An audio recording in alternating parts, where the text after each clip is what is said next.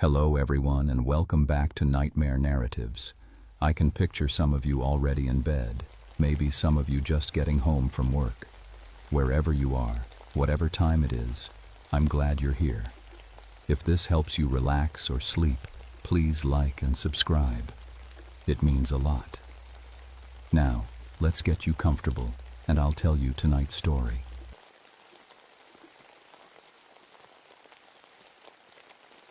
My name is Jacob Hawthorne, and I've been a ranger in the Monongahela National Forest for 14 years. I've pulled lost hikers out of ravines, tracked down confused hunters in blizzards, and found more dead bodies than I care to count. But what happened in September of 1976 still wakes me up in cold sweats. I thought I'd seen everything these West Virginia mountains could throw at me. I was wrong. The call came in on a Tuesday morning, crisp and clear like only late September can be. The leaves were just starting to turn, painting the ridges in shades of gold and crimson. I was drinking coffee in the ranger station when Sheriff Martinez walked in, his face grim as winter.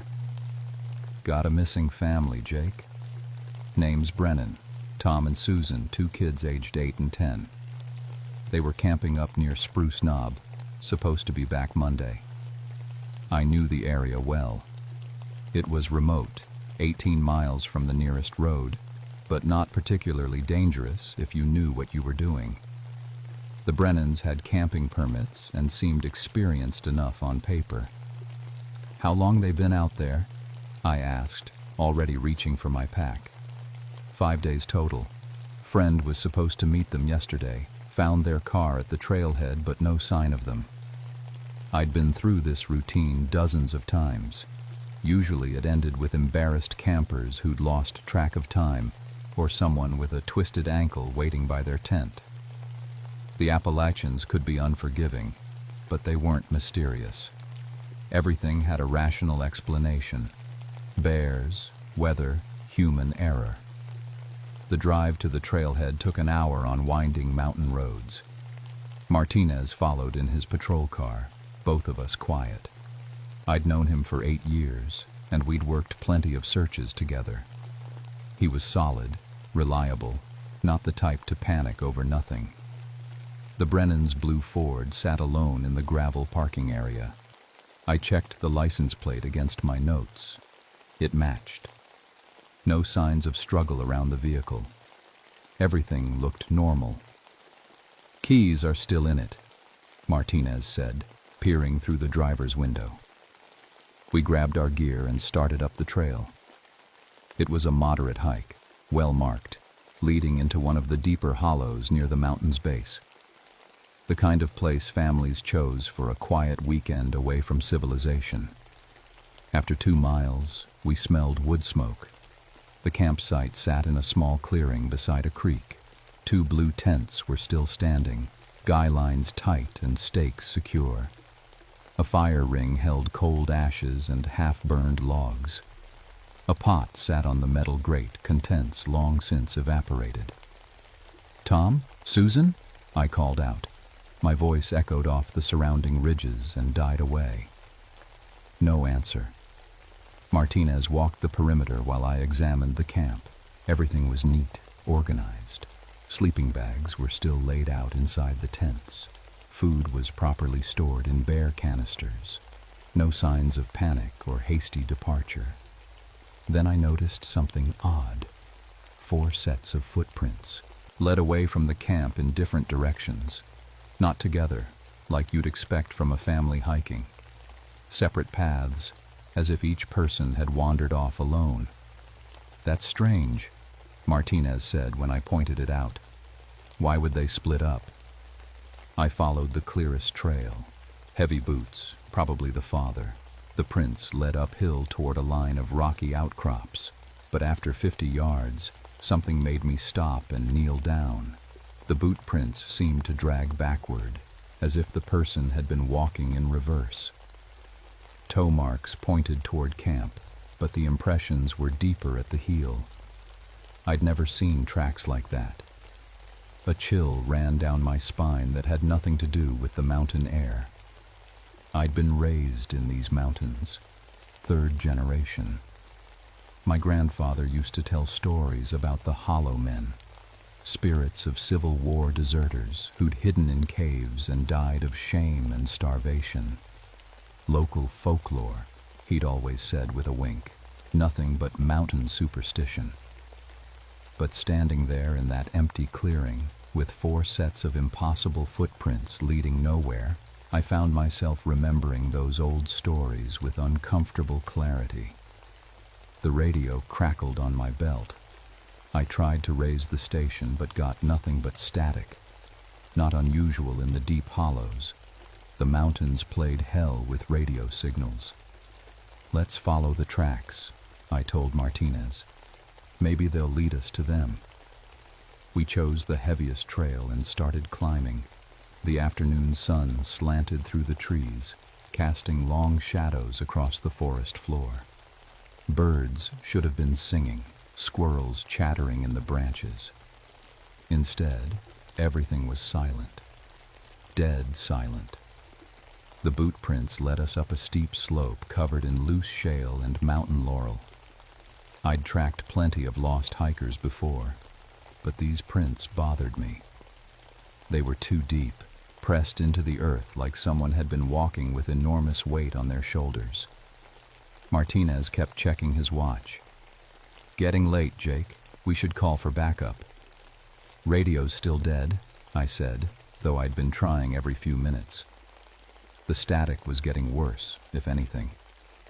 Sometimes I thought I heard voices buried in the white noise, but when I listened closer, there was nothing. The trail curved around a massive boulder, and that's where we found him. Tom Brennan was buried up to his chest in soft earth, his arms clawing at the ground around him. His fingernails were torn and bloody. His eyes stared straight ahead, unblinking. "Jesus Christ," Martinez whispered, rushing forward. I grabbed his arm. "Wait." Something was wrong. Tom's chest wasn't moving, no breath misting in the cold air, but his eyes tracked our movement, following us as we circled him. "Help me dig him out," Martinez said, dropping to his knees.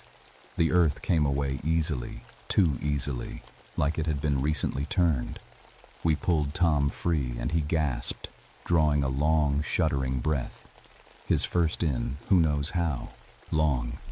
The ground," he wheezed. "It pulled me down. Susan, where's Susan?" I checked him over. No obvious injuries except the torn fingernails and dirt packed under his skin. But his body temperature was all wrong, too cold, like he'd been underground for hours. "How long were you buried, Tom?" "I don't." Time got strange. It was morning, then suddenly night. I heard voices calling from below, telling me to come down, come home. His eyes darted between Martinez and me. "You have to find them." They went down into the dark. Martinez helped Tom to his feet while I studied the area. The earth around the hole was loose, almost fluffy, but underneath, I caught a glimpse of something that made no sense. Wooden beams, old and rotting. "There's something down there," I said. "Looks like an old mine shaft or root cellar." Tom grabbed my arm with surprising strength. "Don't go down there.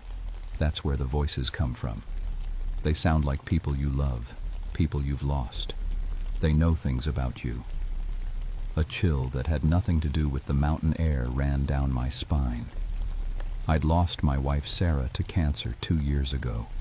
The grief still sat in my chest like a stone. We started back toward camp, Tom leaning heavily on Martinez. The sun was getting lower, painting the trees in shades of orange and red. I kept my eyes on the forest around us, but everything seemed normal, almost too normal. That's when we heard the crying. It came from up ahead, off the trail. A child's voice, high and frightened. One of the Brennan kids. "Katie?" Tom called out. "Katie, is that you?" The crying got louder, more desperate. We crashed through the underbrush following the sound, but every time we got close it seemed to move, always just out of reach. The trees began to thin, and we found ourselves in a small clearing I didn't recognize. Strange, considering I'd hiked this area for over a decade. In the center stood a single massive oak tree. Something was hanging from the lowest branch. Susan Brennan dangled about 8 feet off the ground, suspended by what looked like. I had to look twice to be sure. Rope made from twisted intestines, still glistening wet. Her feet kicked weakly at the air. "Oh God," Martinez said, raising his rifle. But I was staring at Susan's face. Her eyes were open, aware, looking right at us. Her mouth moved like she was trying to speak. "Get her down," Tom screamed, but I held him back. Susan had been dead for at least a day. I could tell by the color of her skin, the way her body hung. But she was still moving, still trying to talk. "Jake," Martinez whispered. "What the hell is going on here?" Before I could answer, the children's voices started up again. But now they were coming from directly beneath our feet. "Daddy, help us. We're down here." Tom fell to his knees, clawing at the ground.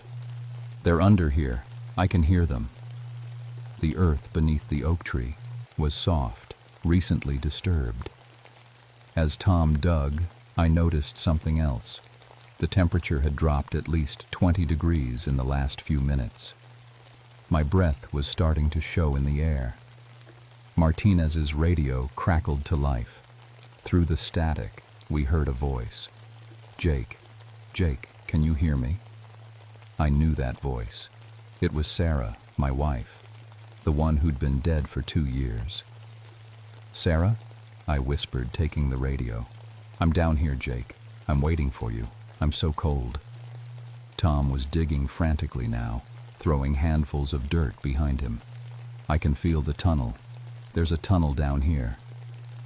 The earth gave way, revealing a dark opening just wide enough for a person to crawl through. Cold air rushed out, carrying the smell of damp earth and something else. Something rotten. From deep in that hole, we heard the children calling, but now their voices sounded different, hungry. "Come down, Daddy. Come home with us." The radio crackled again. Sarah's voice, clearer now. "Jake, don't leave me alone. I've been waiting so long." I looked up at Susan hanging from the tree. Her lips moved, forming a single word over and over. "Run." That's when I saw them. Pale shapes moving between the trees at the edge of the clearing. Human-shaped, but wrong somehow, too tall and too thin. Their faces were holes where features should be. "Martinez," I said quietly, "we need to go. Now." But when I turned around, he was gone. Only Tom remained, half disappeared into the hole he'd dug, following his children's voices into the dark. I grabbed Tom's legs and pulled him back from the hole. He fought me, clawing at the edge. "Let me go. They need me. I can hear them crying." "Those aren't your kids," I said, though I wasn't sure how I knew. "Look at me, Tom. When did you last see Katie and Michael alive?" His eyes focused on mine for a moment. "Yesterday morning, we were making pancakes over the fire. Katie burned hers and started crying, and then..." He frowned. I can't remember what happened next. The pale shapes were getting closer, moving between the trees with unnatural stillness. No sound of footsteps, no rustling of leaves, just silent approach. "We have to find Martinez," I said, helping Tom to his feet. "Who's Martinez?" I stared at him. "The sheriff. He was just here with us." Tom's face was blank. "It's just been you and me, Jake, since you found me buried." A cold fist closed around my heart. I remembered Martinez helping Tom walk, remembered him raising his rifle when we saw Susan. But now, Jake. Sarah's voice drifted from my radio again. "Why did you leave me in that hospital? I was so scared." I switched the radio off with shaking hands, but her voice continued, fainter now, coming from the hole Tom had dug. "I called for you. I called and called, but you never came back." The guilt hit me like a physical blow. She was right. The last day, when the doctors said it would be hours, I'd gone home to shower and change clothes. I couldn't stand watching her fade away anymore. She died while I was gone, alone. "I'm sorry," I whispered. Tom was staring past me with wide eyes. "Jake, who is that?" I turned. A woman stood at the edge of the clearing, wearing the blue hospital gown Sarah had died in. Her face was pale, her hair lank and unwashed. But it was her, exactly as I'd last seen her. "You left me," she said, her voice echoing strangely in the mountain air. "I waited for you." "You're not real," I said, but my voice cracked. "Feel how real I am." She stepped closer, and the temperature dropped even more. Frost was forming on the grass around her feet. "Feel how cold it is when you're dying alone." The pale shapes had emerged from the trees now. I could see them clearly. They had once been people, but something had changed them. Their skin was gray-white, their clothes rotted and dirt-stained. Their faces were gaunt, eyes sunken deep in their skulls. Civil War uniforms, I realized. Tattered and ancient, but unmistakable. "Deserters," Tom whispered. "My great-grandfather used to tell stories. Soldiers who ran from the battle at Rich Mountain and hid in these caves. They died of shame and starvation, but their spirits never left." The thing that looked like Sarah reached out to me. "Come home, Jake. Come where it's quiet and the guilt stops hurting." I backed away, pulling Tom with me. "What do they want?" "They feed on guilt," Tom said. His voice was clearer now, more focused. "They find people carrying shame and try to make them join. That's what happened to my family. Susan was always guilty about working too much, missing Katie's school plays. I felt bad about the drinking, the times I came home angry." One of the pale figures spoke, its voice like wind through dry leaves. "Come down into the dark. No more shame here. No more regret." The hole Tom had dug was getting bigger, expanding on its own. I could see wooden supports now, the frame of an old tunnel. More voices drifted up from below, children, adults, all calling for their loved ones to join them. "How do we fight them?" I asked. Tom shook his head. "You don't fight them. You accept them or you run. But they're fast underground, and they know these mountains better than anyone living." The Sarah thing was only a few feet away now. Up close, I could see she wasn't quite right. Her skin had a waxy quality, and her eyes were too dark, like looking into deep water. "I was so scared," she said. "The cancer hurt so much, and you weren't there when I needed you most." "I know," I said. "I'm sorry. I should have stayed." "Then stay now." She reached for my hand. Forever. The moment our skin touched, images flooded my mind.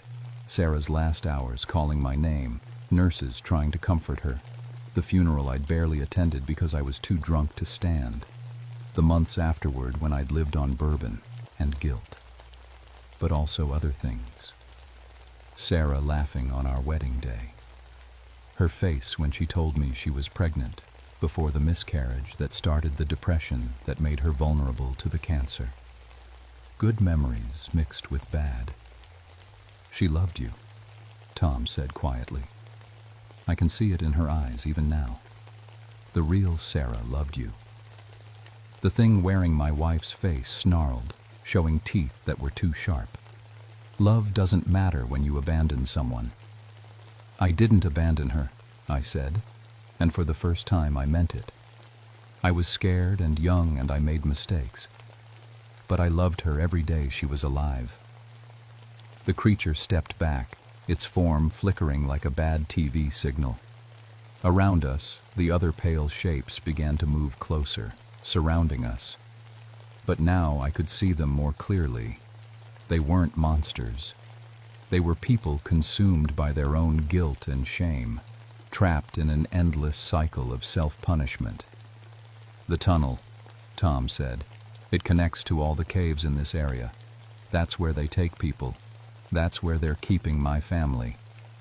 A new sound echoed from the hole, gunshots and a voice I recognized. "Jake, down here, I found them." Martinez. He was alive, somewhere in the tunnels below. "We have to go down," Tom said. "It's the only way." The Sarah thing had solidified again, blocking our path back to the trail. The other creatures formed a loose circle around us. The only way out was down, into the dark, where hungry voices waited. "Stay close," I told Tom, "and whatever you hear down there, whatever they show you, remember it's not real." But even as I said it, I wasn't sure I believed it myself. The tunnel was bigger than it looked from above, carved from living rock and shored up with rotting timber. Our flashlight beams revealed scratch marks on the walls, fingernails like people had tried to claw their way out. "Martinez," I called. My voice echoed strangely, seeming to stretch and change as it traveled deeper. "Down here," came the reply, fainter now. "Hurry." Tom stayed close behind me as we descended. The air grew colder with each step, and I could hear water dripping somewhere in the darkness. But there were other sounds too, whispers, soft crying, and underneath it all, a rhythmic scratching like fingernails on wood. "This is wrong," Tom muttered. "These tunnels are too old, too deep. They've been here longer than the Civil War." The passage opened into a wider chamber. Our lights revealed a horrifying scene. Dozens of people sitting against the walls, all perfectly still. I recognized some faces from old missing person reports. Hikers, hunters, campers who'd vanished over the years. They were all alive, but wrong. Their skin had the same waxy pallor as the creatures above, their eyes dark and empty. When our lights hit them, they turned to look at us with identical expressions of hunger. "Welcome home," they said in unison, their voices creating a hollow harmony. At the far end of the chamber, I saw Martinez. He was kneeling beside two small figures, Katie and Michael Brennan. The children were moving, but like their mother, they were clearly dead. Their skin was gray, their clothes muddy from being buried. "Jake, thank God," Martinez said, standing up. "I found them, but something's wrong. They won't respond to me." I kept my light on him as we approached. "Martinez, how did you get down here?" "I followed the voices. Sarah told me you needed help." Ice ran through my veins. Martinez had been gone before I'd heard Sarah's voice on the radio. He couldn't have known about that. "What's my wife's name?" I asked quietly. The thing wearing Martinez's face smiled, and its teeth were black. "Does it matter, Jake? I'm here to help you join your family." Tom grabbed my arm. "It's not him. It's never been him. They can look like anyone." The fake Martinez laughed, and the sound echoed wrong in the chamber. "Smart man, but you're too late. Your friend's been down here for hours." In the corner, nearly hidden in shadow, I saw the real Martinez. He was sitting with his back against the wall, staring at nothing. A thin line of drool ran from the corner of his mouth. "What did you do to him?" I demanded. "Nothing permanent," the creature said. "We showed him his deepest shame. Did you know he killed a man in Vietnam? Friendly fire. Been carrying that guilt for 15 years. I looked closer at the sitting figures around the chamber. They weren't dead. They were lost, trapped in their own minds by the weight of their guilt and regret. That's what you do, I realized. You don't kill people. You make them prisoners of their own shame. The fake Martinez nodded. Much more satisfying than simple death. We feed on guilt, Jake, and you're a feast. The whispers in the chamber grew louder, and I realized they were all the same voice. My own, listing every mistake I'd ever made. Every harsh word to Sarah during her illness. Every time I'd chosen work over being with her. The night I'd left the hospital because I couldn't bear to watch her die. Listen to yourself, Jake, the creature said. Listen to what you really are. The guilt crashed over me like a wave. Every regret, every moment of selfishness, every failure as a husband. The voices grew louder, joining the chorus of my own self-hatred. Tom's hand on my shoulder brought me back. Jake, look at me. What's the worst thing you ever did? I left her alone, I whispered. She died alone because I was a coward. And why did you leave? The answer came harder than expected. Because I couldn't help her anymore. Because watching her suffer was killing me too. That's not selfishness, Tom said. That's being human. Around us, the creatures began to move closer. The fake Martinez grew taller, its face stretching unnaturally. Human weakness. Human failure. Come, home with us, Jake. No more pain here. But Tom was right. For the first time in 2 years, I could see past the guilt. Yes, I'd made mistakes. Yes, I'd failed Sarah in some ways. But I'd also loved her, cared for her, held her hand through chemotherapy and surgery and the long, dark months of dying. I'm not perfect, I said, and my voice was stronger. I never was. But I loved her as best I could. The creature that looked like Martinez snarled. Love means nothing when you abandon. I didn't abandon her, I interrupted. I was scared and human and imperfect, but I loved her every day of her life. The creature's form began to flicker, becoming transparent. Tom, I said, what's your guilt? I drank too much, came home angry, made Susan and the kids walk on eggshells around me. Are you a monster? No, he said slowly. I was hurting, and I handled it badly. But I loved them.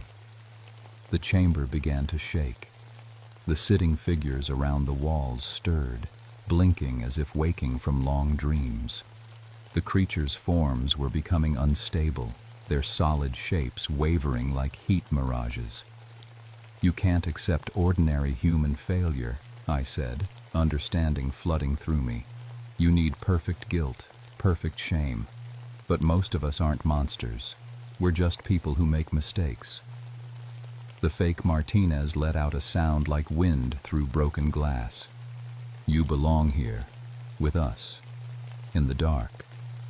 No, I said. I belong in the world, carrying my grief and guilt and love together. That's what being alive means.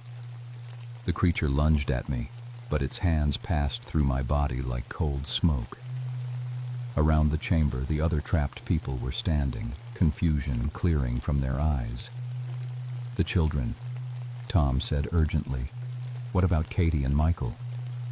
The small figures by the far wall turned toward us. But I could see now that they weren't the Brennan children, just more of the creatures, wearing familiar faces. Where are they really? I demanded. The fake Martinez pointed toward a narrow passage at the back of the chamber. Down there, deep down, where the first ones wait, the original deserters. They have your living friends. How do we get them back? You don't, the creature said, its form growing fainter. They chose to come down. They chose to feed us their guilt. But I was already moving toward the passage, Tom and the freed prisoners behind me. We had to try. The deeper passage led to a natural cave, wider than anything humans had built. Ancient symbols covered the walls, not Civil War era, much older, Native American maybe, or something that preceded them. We found Katie and Michael Brennan sitting on the cave floor, very much alive but staring at the walls with blank expressions. Between them sat three figures in rotted Civil War uniforms, the original deserters, the ones who'd started this whole nightmare. They looked up as we entered, their faces gaunt but recognizably human. "Let them go," I said. The center figure, wearing the tattered remains of a sergeant's stripes, shook his head. They came willingly. The man felt guilt about his drinking. The children heard their dead mother calling. "Their mother isn't dead," Tom said. "She is now. We needed her to call them down." The truth hit me like a physical blow. The thing hanging from the tree hadn't been an illusion. It was really Susan, killed to provide bait for her family. Tom let out a roar of rage and grief and charged at the creatures, but his hands passed right through them, the same as the others. "You can't touch us," the sergeant said. "We're beyond physical harm, but we can touch the living when they're weighted down with guilt." I knelt beside Katie and Michael. They looked at me but didn't seem to see. "What did you show them?" "The girl believes she caused her parents to fight. The boy thinks his fear of the dark makes him a coward. Children's guilt burns brightest." "They're 8 and 10 years old," I said. "What kind of monsters are you?" "The kind that died slowly of shame," another deserter said. "We ran from battle, hid in these caves while our brothers died, starved rather than face what we'd done. And now you make others suffer for your cowardice?" The sergeant's eyes flashed. "We offer peace. No more shame, no more regret. Only the quiet dark." I looked at the children again. Katie's lips moved silently, and I could just make out the words, "I'm sorry, I'm sorry, I'm sorry." An idea began forming. "You feed on guilt," I said. "What happens if someone forgives themselves?" The creatures shifted uncomfortably. I turned to Tom. "Your daughter Katie, what do you see when you look at her?" She's just a little girl. She never caused any fights. Susan and I had problems long before Katie was born." "Tell her that." Tom knelt beside his daughter. "Katie, honey, can you hear me? You didn't do anything wrong. Daddy's problems aren't your fault." Katie blinked, and for the first time since we'd found her, she really looked at him. "Daddy?" The deserters hissed in unison, their forms becoming less solid. "Michael," I said to the boy, "being afraid of the dark doesn't make you weak. It makes you smart. Fear keeps you safe." The boy's eyes focused on mine. "But I cried when the lights went out." "So did I, when I was your age. So did your dad. That's okay."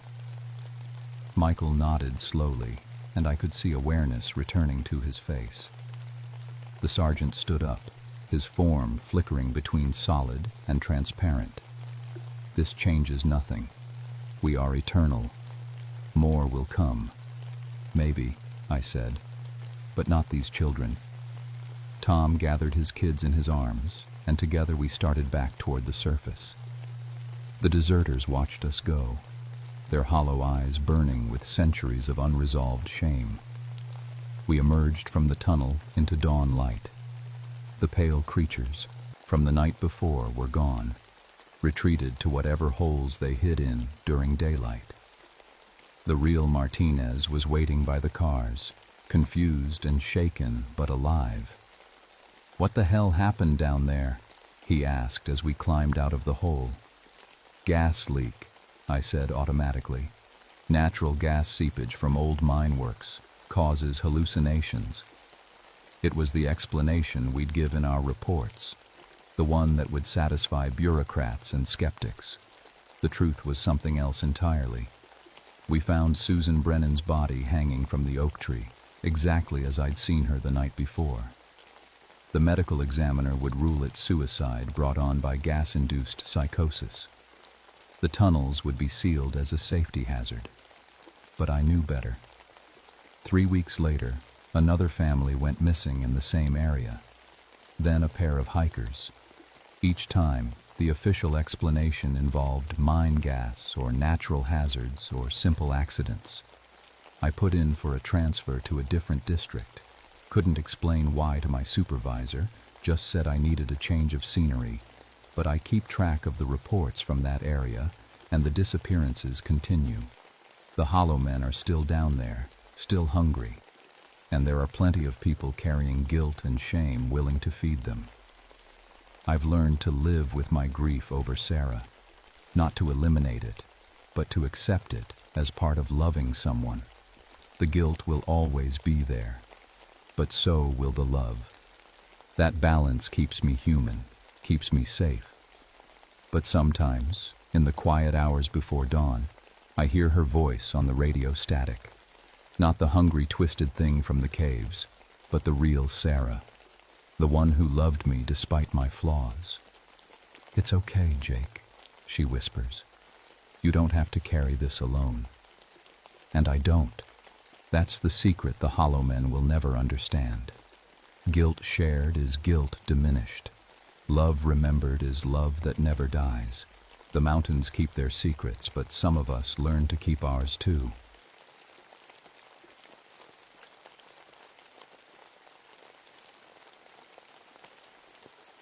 My name is William Ashford, and I've been a park ranger at Blackwater Falls for 21 years. In all that time, I've pulled 247 people out of these waters alive. Not one person has died on my watch. Not until that November day in 1982, when everything I thought I knew about this river turned out to be wrong. I was drinking my morning coffee when the call came in. 8 college kids from Marshall University had gone whitewater rafting yesterday morning. They should have been back by sunset. Their emergency beacon started transmitting from the bottom of the falls at 3 a.m. Probably partying too hard and lost track of time, Deputy Martinez said when he met me at the trailhead. College kids, you know? I knew better. The Blackwater River doesn't forgive mistakes. 60 feet of waterfall crashing into rocks sharp enough to cut steel. Water so cold it stops your heart in 5 minutes. Rapids that have names like Widowmaker and Bone Crusher. But 8 experienced rafters? Their group leader, Jake Morrison, had been guiding trips here for 3 years. He knew every rock, every eddy, every place where the current could grab you and not let go. The hike down to the bottom takes 40 minutes if you're careful. The trail switches back and forth down canyon walls that rise 200 feet on both sides. Pine trees grow sideways out of cracks in the rock. The sound of the falls gets louder with every step until it drowns out everything else. I've made this hike thousands of times.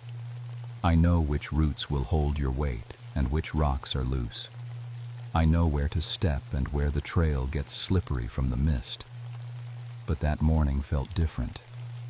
The forest was too quiet. Even the squirrels had gone silent. "You smell that?" Martinez asked when we were halfway down. I stopped and breathed deep. Under the pine scent and river smell was something else. Something sweet and wrong, like flowers left too long in standing water. "Probably just algae bloom," I said. But I'd never smelled anything like it before.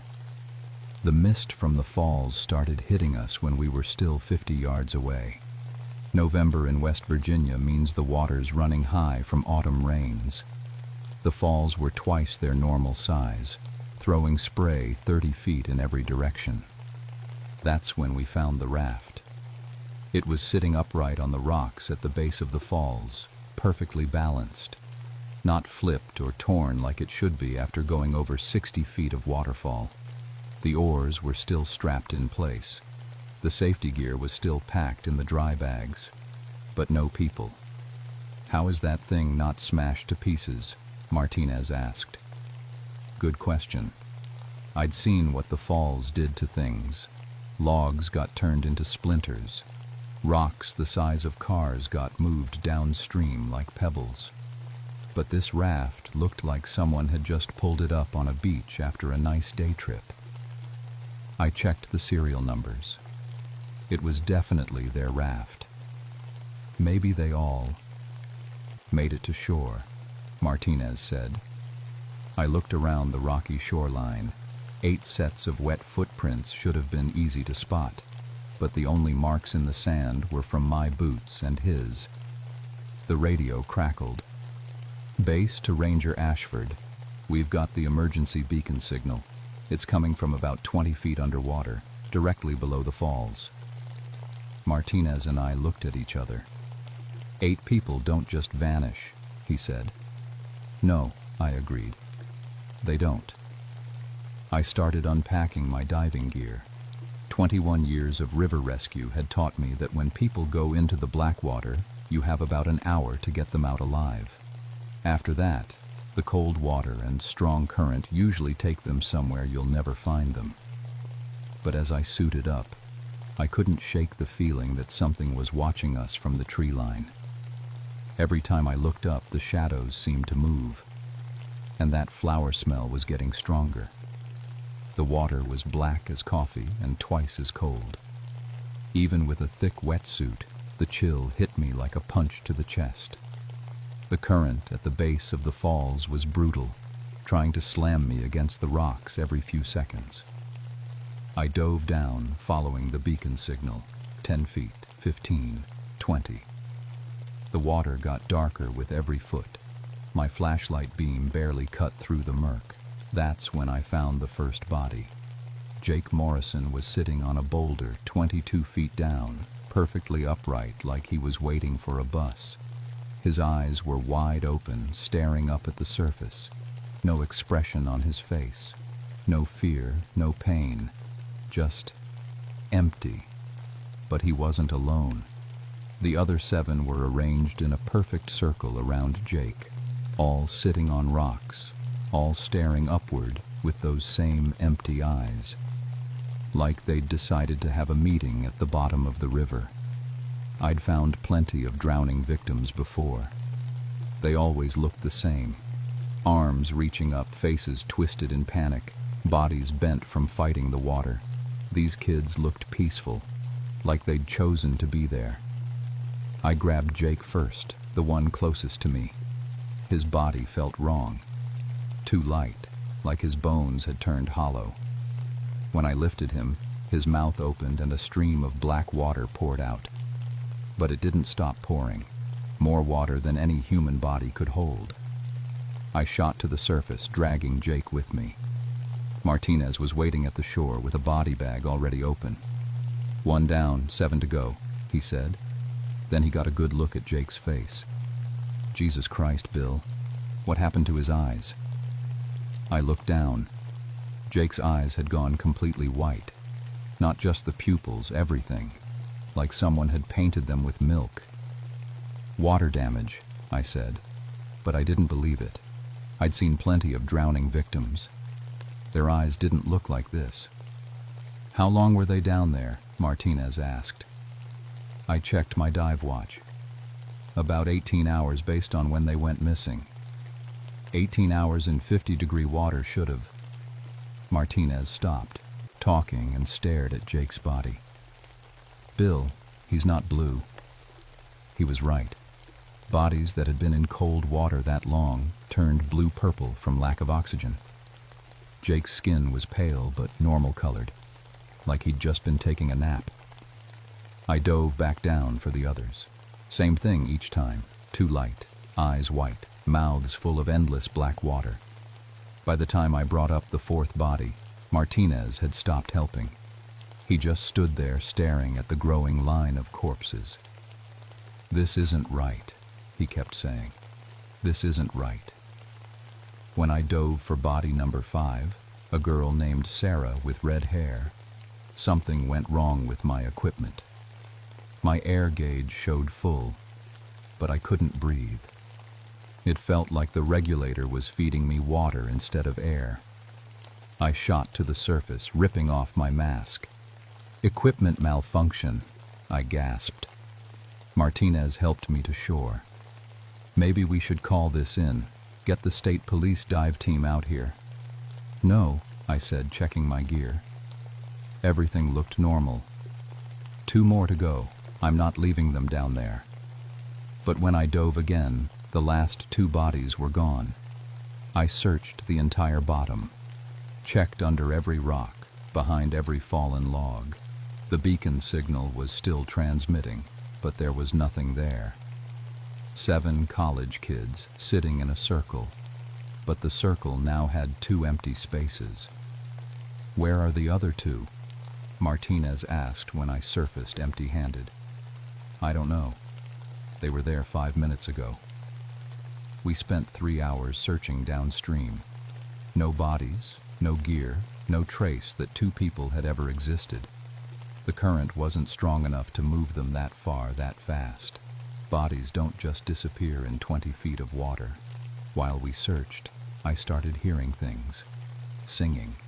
It was faint at first, mixed in with the sound of the waterfall, a low humming that rose and fell like a church hymn. I thought it was just the wind in the rocks, the way sound bounces around in the canyon. But then I heard words. Not English words.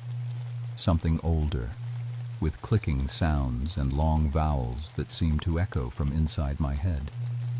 The melody was sad and beautiful and wrong all at the same time. "You hear that music?" I asked Martinez. He stopped searching and listened. Just the falls. The singing got louder. Now it sounded like multiple voices all harmonizing in that strange language, coming from the direction of the waterfall. I walked closer to the base of the falls. The mist was heavier now, almost thick enough to swim through. And in the mist, I saw shapes. People standing in the water at the base of the falls, translucent, like looking through frosted glass. They were singing with their mouths open wide, but no sound was coming out. The music was coming from somewhere else. "Martinez," I called, "you need to see this." But when I turned around, he was gone.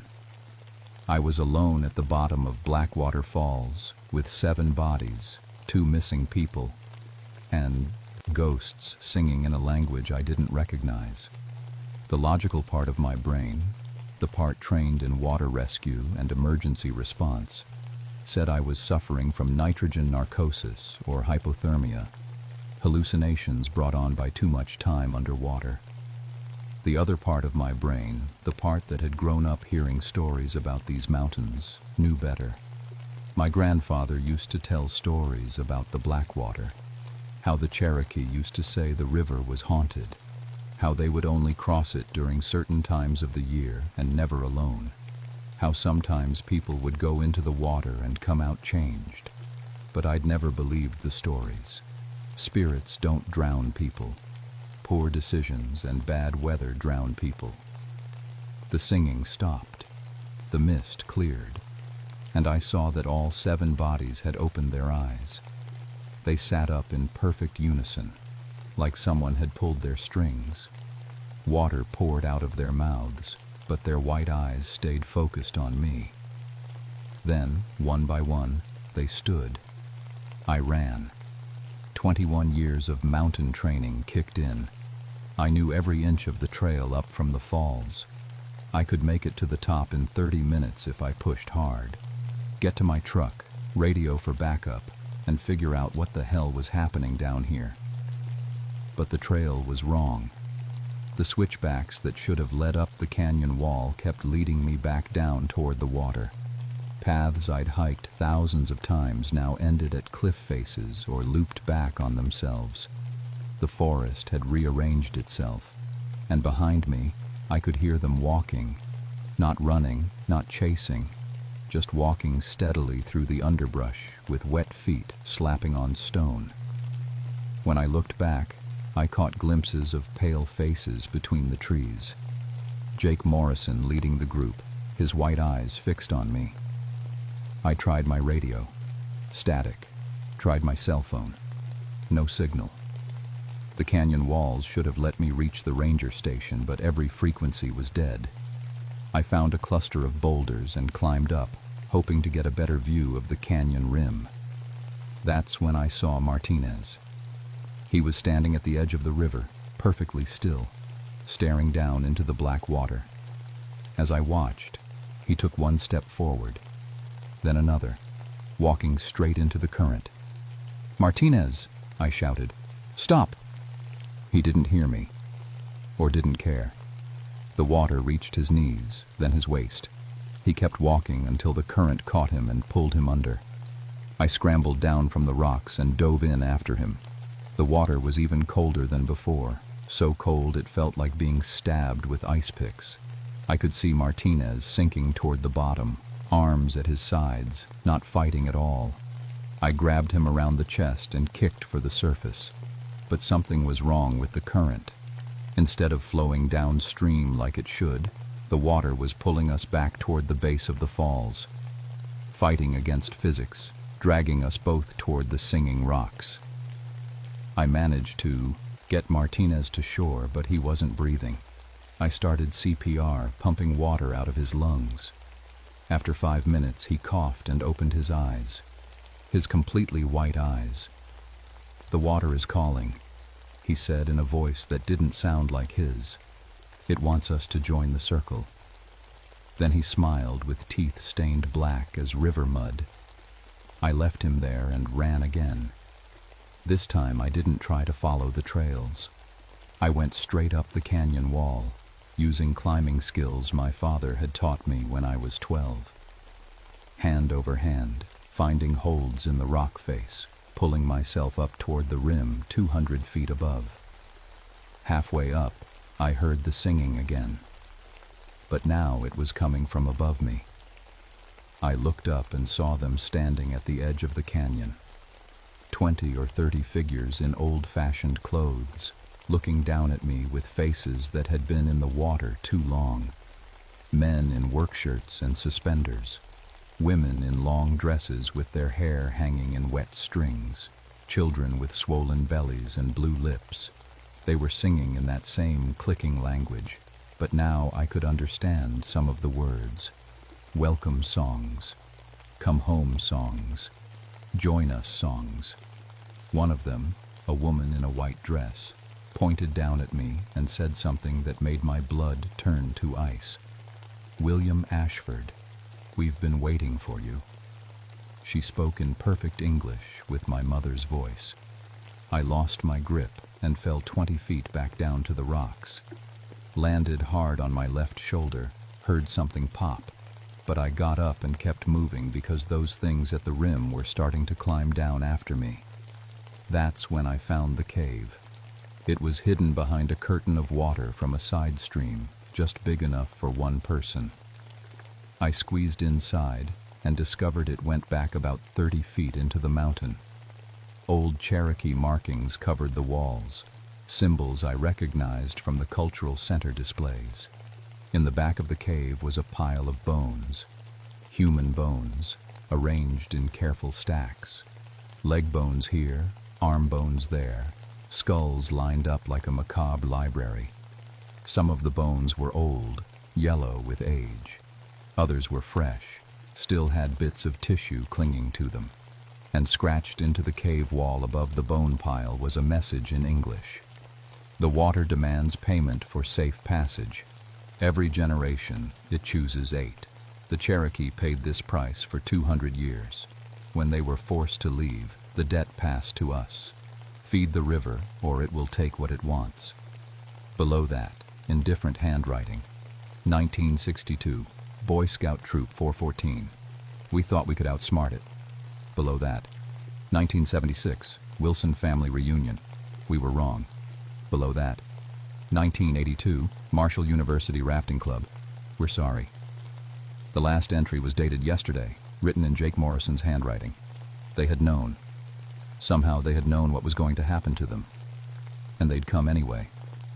Outside the cave, I heard splashing. They had found me. I spent the night in that cave with the bones of people who had tried to escape this place. Every few hours, I heard voices outside calling my name. My ex-wife Linda asking me to come home. My sons begging for help. My mother singing the lullaby she used to sing when I was sick. But I knew they were all dead. Linda lived in Pittsburgh now. My boys were at college in Ohio. My mother had been in her grave for 6 years. The river was using their voices to call me out. As dawn light filtered into the cave, I studied the Cherokee symbols on the walls more carefully. I'd seen similar markings at the cultural center, but these were different. Older. They told a story in pictures. A great river running red with blood. People being forced to cross at spear point. Men, women, and children drowning in the cold water. And something else. Spirits rising from the water to drag the living down with them. The Cherokee Trail of Tears had come right through this canyon in 1838.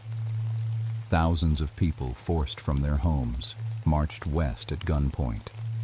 When they reached the Blackwater River, it was running high from winter storms. The soldiers wouldn't let them wait for safer crossing conditions. Over 300 Cherokee drowned trying to cross here. Men who couldn't swim carrying children on their backs.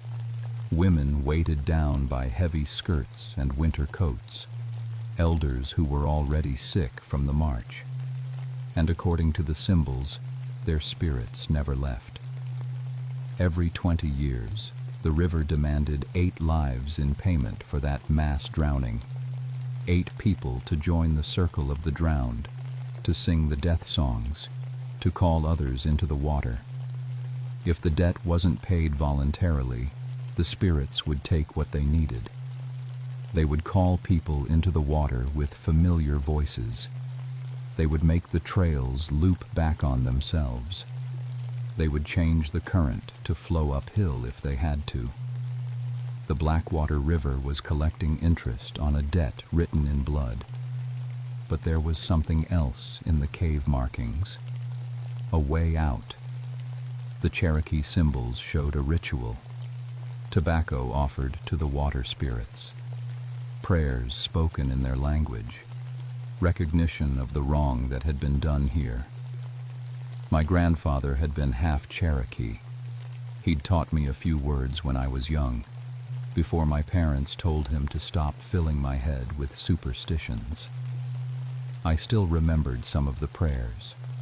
I found a pack of cigarettes in my jacket, emergency tobacco for trade with local hunters who sometimes got lost. I crumbled the tobacco into my palm and crawled to the front of the cave. They were waiting for me. All of them. The 7 college kids standing waist-deep in the water. Martinez next to them with his white eyes and black smile. The drowned Cherokee in their old-fashioned clothes, forming a larger circle around the others. In the center of the circle, 2 empty spaces, waiting for me and one more. "Come home, William," Martinez called, with a voice like rushing water. "The river is lonely." I stepped out of the cave. The current immediately tried to grab my feet, pulling me toward the circle. But I held up my palm with the tobacco. "I offer this to the spirits of the water," I said in what little Cherokee I remembered. "I ask forgiveness for the wrong done to your people." The pulling stopped. The drowned Cherokee looked at each other, speaking in their clicking language. An old woman in a wet dress stepped forward. "You know the old words," she said in English, "but words without understanding are empty. Then help me understand." She gestured toward the circle of the drowned. "We hold them here as you held us, generation after generation, paying for others' choices. The debt grows larger with each collection. What do you want?" "Recognition, truth, the story told properly." Her white eyes fixed on mine, and a promise that our crossing place will be respected. I thought about all the rafting companies that brought tourists through here. All the people who treated the river like their personal playground, never knowing what had happened in these waters. "I promise," I said. "I'll make sure people know." The old woman nodded. She spoke to the others in Cherokee, and one by one, they began to fade like morning mist. The 7 college kids collapsed back into the water, finally allowed to rest. Martinez fell to his knees on the shore, his eyes returning to normal. The singing stopped. The water started flowing downstream again. But before the Cherokee woman disappeared, she turned back to me. "The debt is not forgiven," she said, "only delayed. 8 lives every 20 years until the wrong is made right. 2002. Remember?" Then she was gone, and I was alone with 7 bodies and a traumatized deputy who didn't remember anything after walking into the water. We reported it as a flash flood. 7 college students swept over Blackwater Falls during an unexpected surge. 1 survivor found downstream with hypothermia and memory loss. Equipment failure led to delayed rescue. Tragic but not uncommon for Class 5 rapids during high water season. The families held a memorial service. The university started a scholarship fund. The local newspaper ran a safety reminder about whitewater dangers. Nobody asked why the bodies weren't damaged by going over 60 feet of waterfall.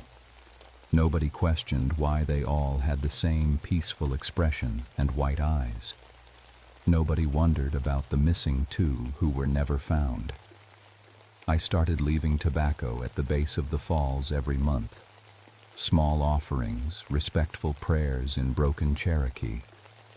The old woman never appeared again, but sometimes I felt watched from the mist. Sometimes the water would warm slightly when I approached, like a nod of acknowledgement.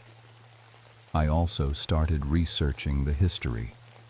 Spent my free time at the state archives, reading military reports from the Cherokee removal.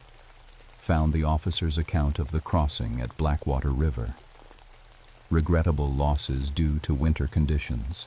Estimate 300 plus casualties. Orders were to maintain schedule regardless of weather. 300 people. The official count always said 300. But in the Cherokee oral history, passed down through families who escaped the march, the number was different. 543 people drowned at Blackwater Falls. Men, women, children, and elders. If 8 lives were collected every 20 years, that was 40 lives per century. Over 2 centuries since the drowning, that was only 80 lives total. The debt was nowhere near paid. I started keeping track of the disappearances. 1962, Boy Scout troop, 8 members missing. 1976, family reunion, 8 cousins drowned. 1982, college rafting trip, 7 confirmed dead, 2 missing. 1987, fishing party, 8 men lost. 1992, church youth group, 8 teenagers presumed drowned.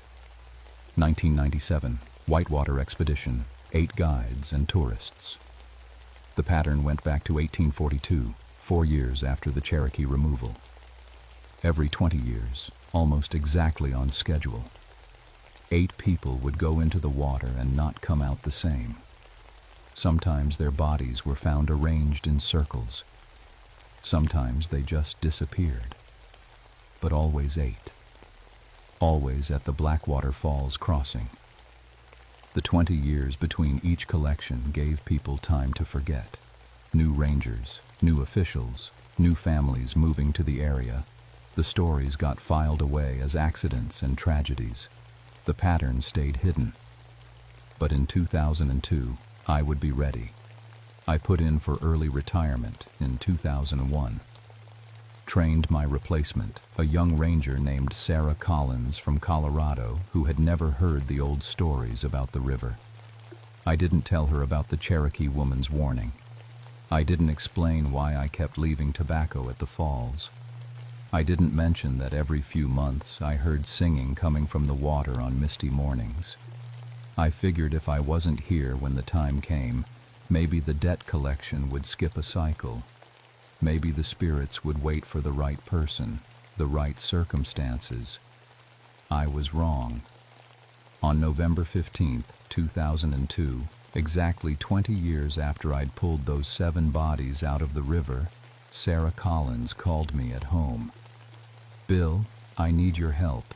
We've got 8 people missing at Blackwater Falls, hunting party from Morgantown. Their vehicles are still at the trailhead, but we can't find any sign of them near the water." "Did you check the bottom of the falls?" "That's the thing. The water's completely clear today. I can see all the way to the bottom. Nobody's down there." I drove back to the park that night, 20 years after I'd sworn never to return. The hunting party's trucks were still in the parking lot, but their owners were nowhere to be found. I hiked down to the base of the falls with my old diving gear and my last pack of tobacco. The water was singing again, and in the mist at the base of the waterfall, I could see them waiting. 8 new figures in hunting clothes, standing in a circle with their white eyes fixed on the surface. The Cherokee woman appeared beside them. "You promised the story would be told," she said, "but the crossings continue. People still treat our death place as a playground." "I tried," I said. "I left offerings. I researched the history. Not enough." She gestured toward the 8 hunters. "They came here drunk, shooting at anything that moved, desecrating the place where children drowned." I could see the choice in her white eyes. Join the circle myself, take my place as the keeper of the drowned, or find another way to honor the debt. I made my decision. I pulled out my cell phone and called the state police, the county sheriff, and 3 newspapers. "This is William Ashford, retired park ranger. I need to report multiple homicides at Blackwater Falls State Park. Suspects are the spirits of Cherokee people forced to cross here in 1838. Victims are 8 hunters who were taken into the water at exactly 3 a.m. this morning as payment for a blood debt that's been collecting interest for over 160 years. They thought I was crazy, right up until they found the 8 hunters sitting in a perfect circle at the bottom of the falls, all with white eyes and water pouring from their mouths that never stopped flowing. The story made national news. Now there's a memorial at the falls, a bronze plaque that tells the real history of the Cherokee crossing. Rangers give talks about respecting sacred sites. Tourist companies are required to provide historical context before bringing groups to the water. But every 20 years, like clockwork, 8 people still go into the river. Because some debts can't be paid with tobacco and good intentions, some debts require blood. And the Blackwater River has a very long memory.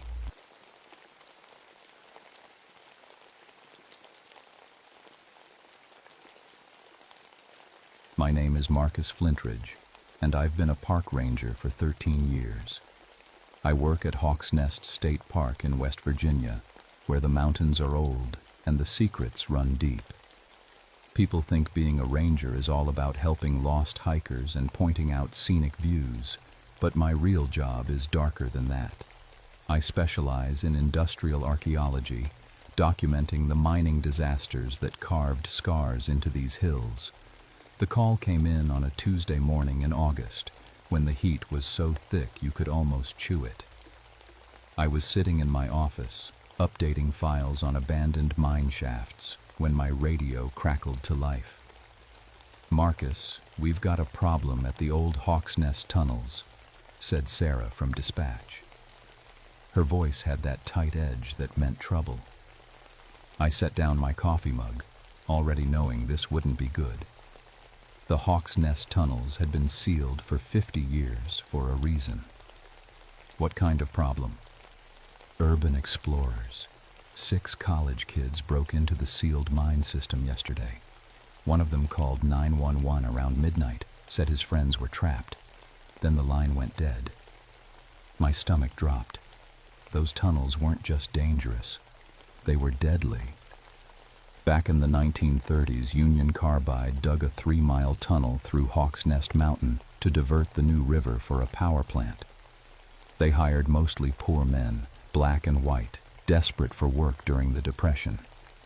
What the company didn't tell them was that they were drilling through pure silica rock. 764 men died of silicosis from breathing that rock dust. Their lungs turned to stone while they were still alive. The company covered it up, paid off doctors, and buried the truth along with the bodies. It's considered one of the worst industrial disasters in American history. That's why I know these mountains so well. I've spent years documenting what happened here, interviewing families, collecting evidence that most people would rather forget. I've crawled through 43 abandoned mines and written reports on disasters that stretch back a century. I know the difference between a cave-in caused by bad engineering and one caused by something else entirely. Not that I believe in something else. Ghosts don't cause rockfalls. Spirits don't flood mine shafts. Dead men don't reach up from their graves to drag down the living. At least, that's what I told myself as I loaded my gear into the truck. The drive to the tunnel entrance took 20 minutes through winding mountain roads. Trees pressed close on both sides, their leaves already showing stress from the heat. When I pulled up to the old access point, I could see immediately that something was wrong.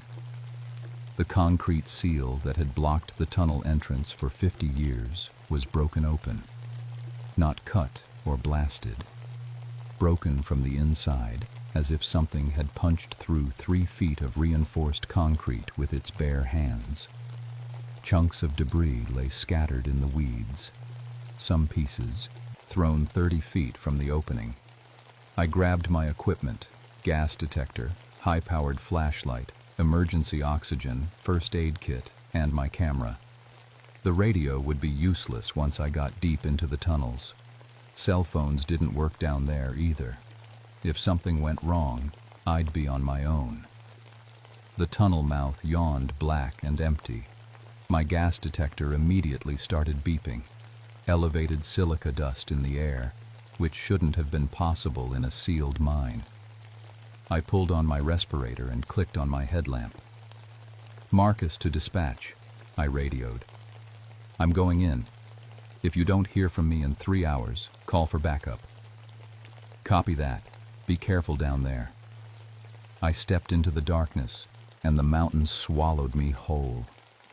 The tunnel was bigger than I expected, 12 feet high and 15 feet wide, carved through solid rock. My footsteps echoed strangely, as if the sound was being absorbed by something I couldn't see. The beam of my flashlight seemed weaker than usual, barely penetrating the thick air. 50 yards in, I found the first sign of the missing explorers, a high-end hiking backpack, abandoned beside the tunnel wall. The fabric was covered in a fine layer of white dust that looked exactly like silica powder. But that was impossible. The tunnel had been sealed for decades. There shouldn't be any loose dust down here. I photographed the backpack and continued deeper. The temperature was dropping, which made no sense in August. Outside, it was 95 degrees. Down here, my breath was starting to fog. 100 yards further, I found something that made my blood run cold. Fresh boot prints in the tunnel floor, leading deeper into the mountain. But according to every map I'd ever seen, this tunnel should have ended in a concrete wall after half a mile. These prints were going somewhere that didn't exist. I followed the footprints deeper into the tunnel, my gas detector clicking steadily as the silica levels climbed. Every instinct I had developed in 13 years of mine safety work was screaming at me to turn around. But 6 people were missing, and I was the only one who knew these tunnels well enough to find them. The main tunnel branched off into smaller passages that weren't on any map I'd ever seen. Some were natural limestone caves, Others looked hand-carved. The boot prints split up here, with different sets going down different passages. I chose the largest tunnel and followed it deeper into the mountain. That's when I heard the first sound that didn't belong, the distant ring of metal on stone, like someone striking rock with a pickaxe. The sound echoed through the tunnels, seeming to come from everywhere at once. I stopped and listened, but it faded away into silence. "Hello?" I called out. "Anyone down here? This is Park Ranger Marcus Flintridge. If you can hear me, follow the sound of my voice." Nothing, just my own words bouncing back from the darkness. I pressed on, following the boot prints through a series of chambers that opened up like cathedral spaces. My headlamp beam swept across carved walls that showed tool marks, but not from modern equipment. These looked like they'd been cut with hand tools, pickaxes, and chisels. In the largest chamber, I found the second backpack. This one was torn open, its contents scattered across the floor. Water bottles, energy bars, climbing gear, and something else that made my hands shake as I picked it up. A respirator mask, the kind that filters out dangerous particles. The mask had been shredded from the inside. The filter was clogged with white dust so thick it looked like concrete. Whoever had been wearing this mask had breathed in enough silica to kill them in minutes. I took photos and kept moving, but now I was moving faster. The sound of pickaxes was getting louder, more frequent. Sometimes I could swear I heard voices, men calling to each other in the distance. But when I stopped to listen, there was only silence. The tunnel branched again, and this time I saw light ahead. Not electric light, but the warm flicker of flames. I moved toward it carefully, my hand on the radio even though I knew it wouldn't work down here. The light led to another chamber, this one smaller and more recently used. A campfire burned in the center, though there was no wood around it, just flames rising from bare stone. Around the fire, someone had arranged sleeping bags and camping gear, but no people. That's when I saw the third missing explorer. He was sitting against the far wall, still wearing his headlamp. From a distance, he looked like he was resting, but as I got closer, I could see that his eyes were open and staring at nothing. His face was gray, and when I checked for a pulse, his skin was cold. The man had died of silicosis. I'd seen the symptoms in my research. The gray skin, the foam around the mouth, the way the chest stops moving as the lungs fill with crystallized dust. But silicosis takes years to kill. This man had died in hours, maybe minutes. His lungs had turned to stone while he was still breathing. I was documenting the scene when I heard footsteps behind me. Heavy boots on rock, moving with purpose. I spun around, my flashlight cutting through the darkness. "Who's there?" I called out. The footsteps stopped, but now I could hear breathing, slow, labored, like someone struggling to get air through damaged lungs. The sound was coming from the tunnel I'd just emerged from. "I'm a park ranger," I said, trying to keep my voice steady. "If you need help, I'm here to get you out." The breathing got louder, closer, but my flashlight beam showed only empty tunnel. The sound was moving toward me, but there was nothing there to see. That's when my gas detector started screaming. The silica levels were spiking beyond anything the machine could measure. The air was becoming thick with white dust that seemed to swirl and move on its own. I pulled my respirator mask tighter and back toward the far wall of the chamber. Through the swirling dust, shapes were forming, human shapes, but wrong somehow. They moved like men, but their outlines were fuzzy, made of dust and shadow. I could see through them to the tunnel wall behind, but they cast solid shadows in my flashlight beam. One of them stepped closer, and I could see details that made my throat close up with fear. It was a man in work clothes from the 1930s, overalls, heavy boots, a cloth cap pulled low over his face. But where his face should have been, there was only a hollow filled with swirling white dust. When he opened his mouth to speak, more dust poured out. "You shouldn't be here," the figure said, its voice like grinding stone. "This place is for the dead." I tried to run, but more figures were emerging from the walls themselves, stepping out of solid rock like it was water. They surrounded me, their dust-filled eyes fixed on my face. My respirator was already starting to clog with the thick air they brought with them. "The others," I managed to say through my mask. "Where are the others?" The first figure tilted its head, and when it spoke, I could hear the rattle of stones in its throat. "They're with us now," it said, "just like you'll be." The dust was getting thicker, and my breathing was becoming labored. Even through the mask, I could taste silica on my tongue. My chest was starting to burn with each breath. But then, as suddenly as they had appeared, the figures stepped back into the walls and vanished. The dust settled, and the air cleared. My gas detector stopped screaming and dropped back to normal levels. I was alone in the chamber with the dead man and the impossible fire that burned without fuel. That's when I realized the truth that would change everything. These weren't just abandoned tunnels. They were tombs, and the dead men buried here weren't resting peacefully.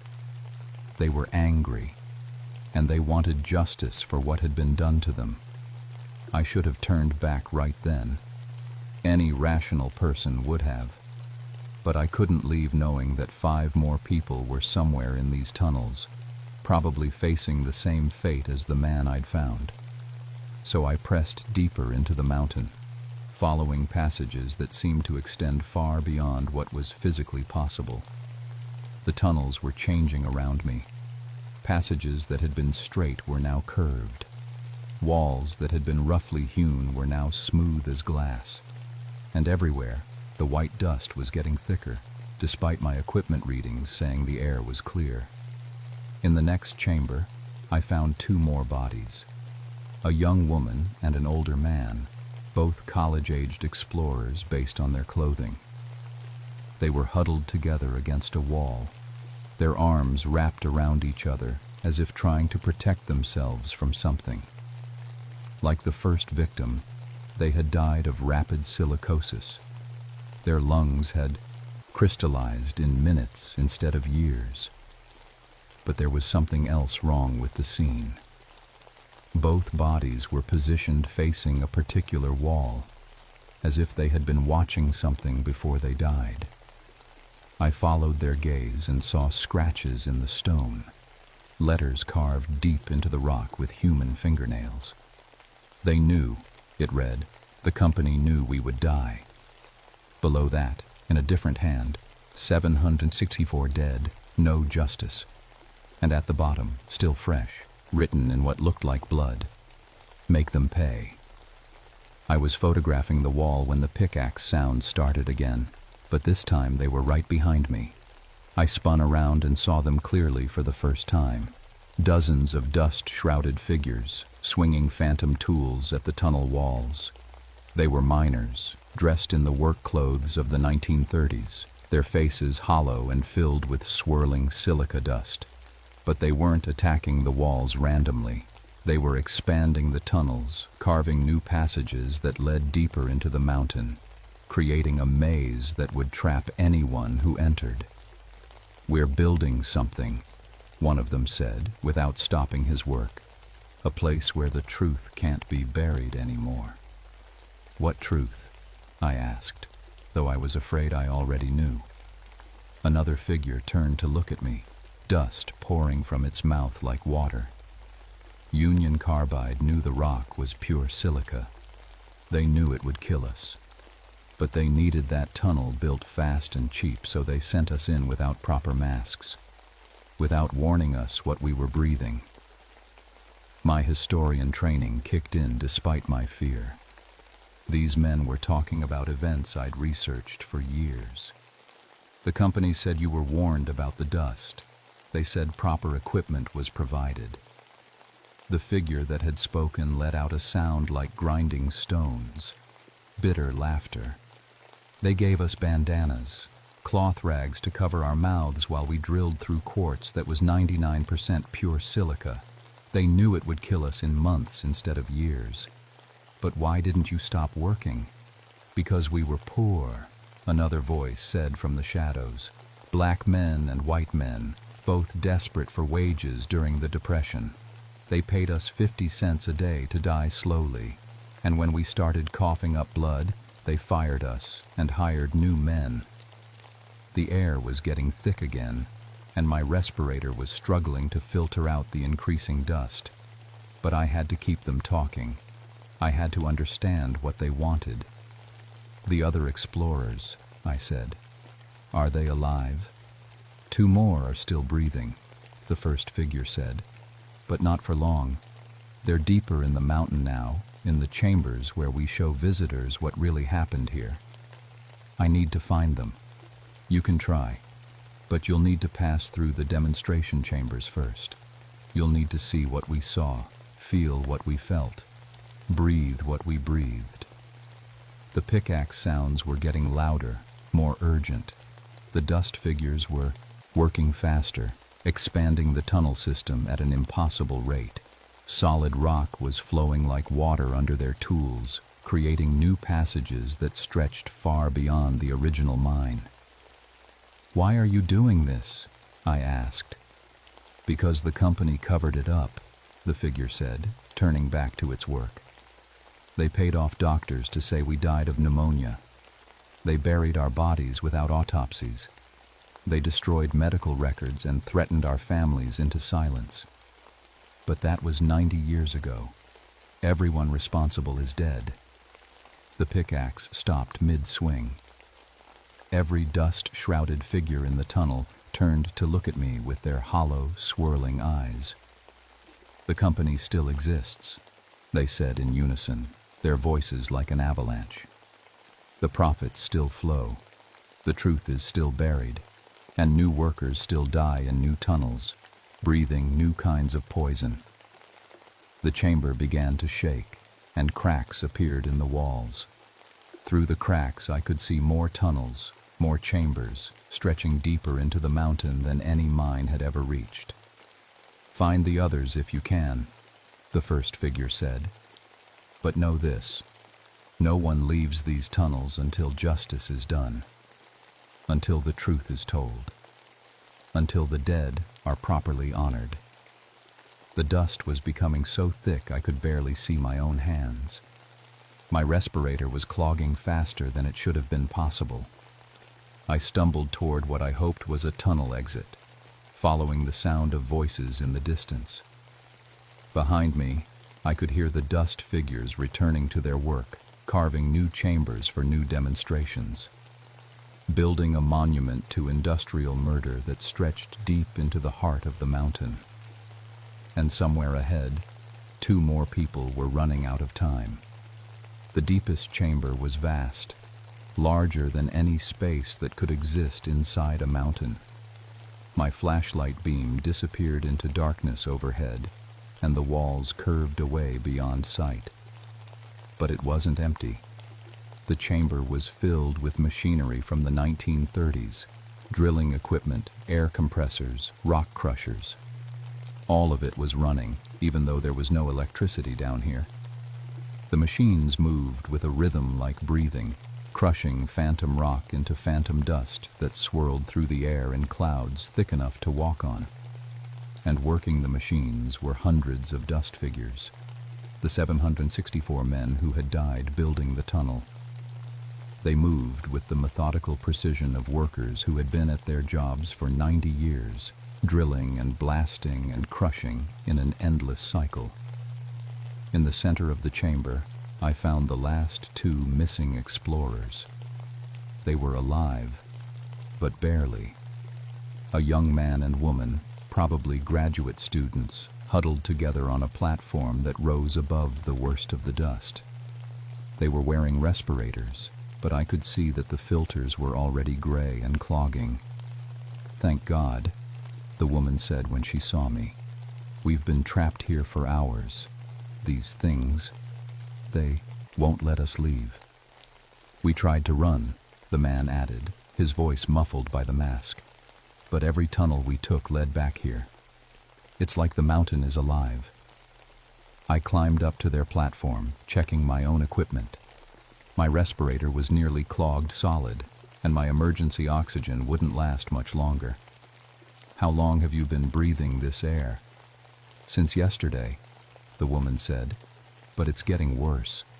I can feel it in my chest, like breathing ground glass." Below us, the dust figures had stopped their work and were looking up at our platform. One of them, wearing what might have been a foreman's hard hat, stepped forward and spoke.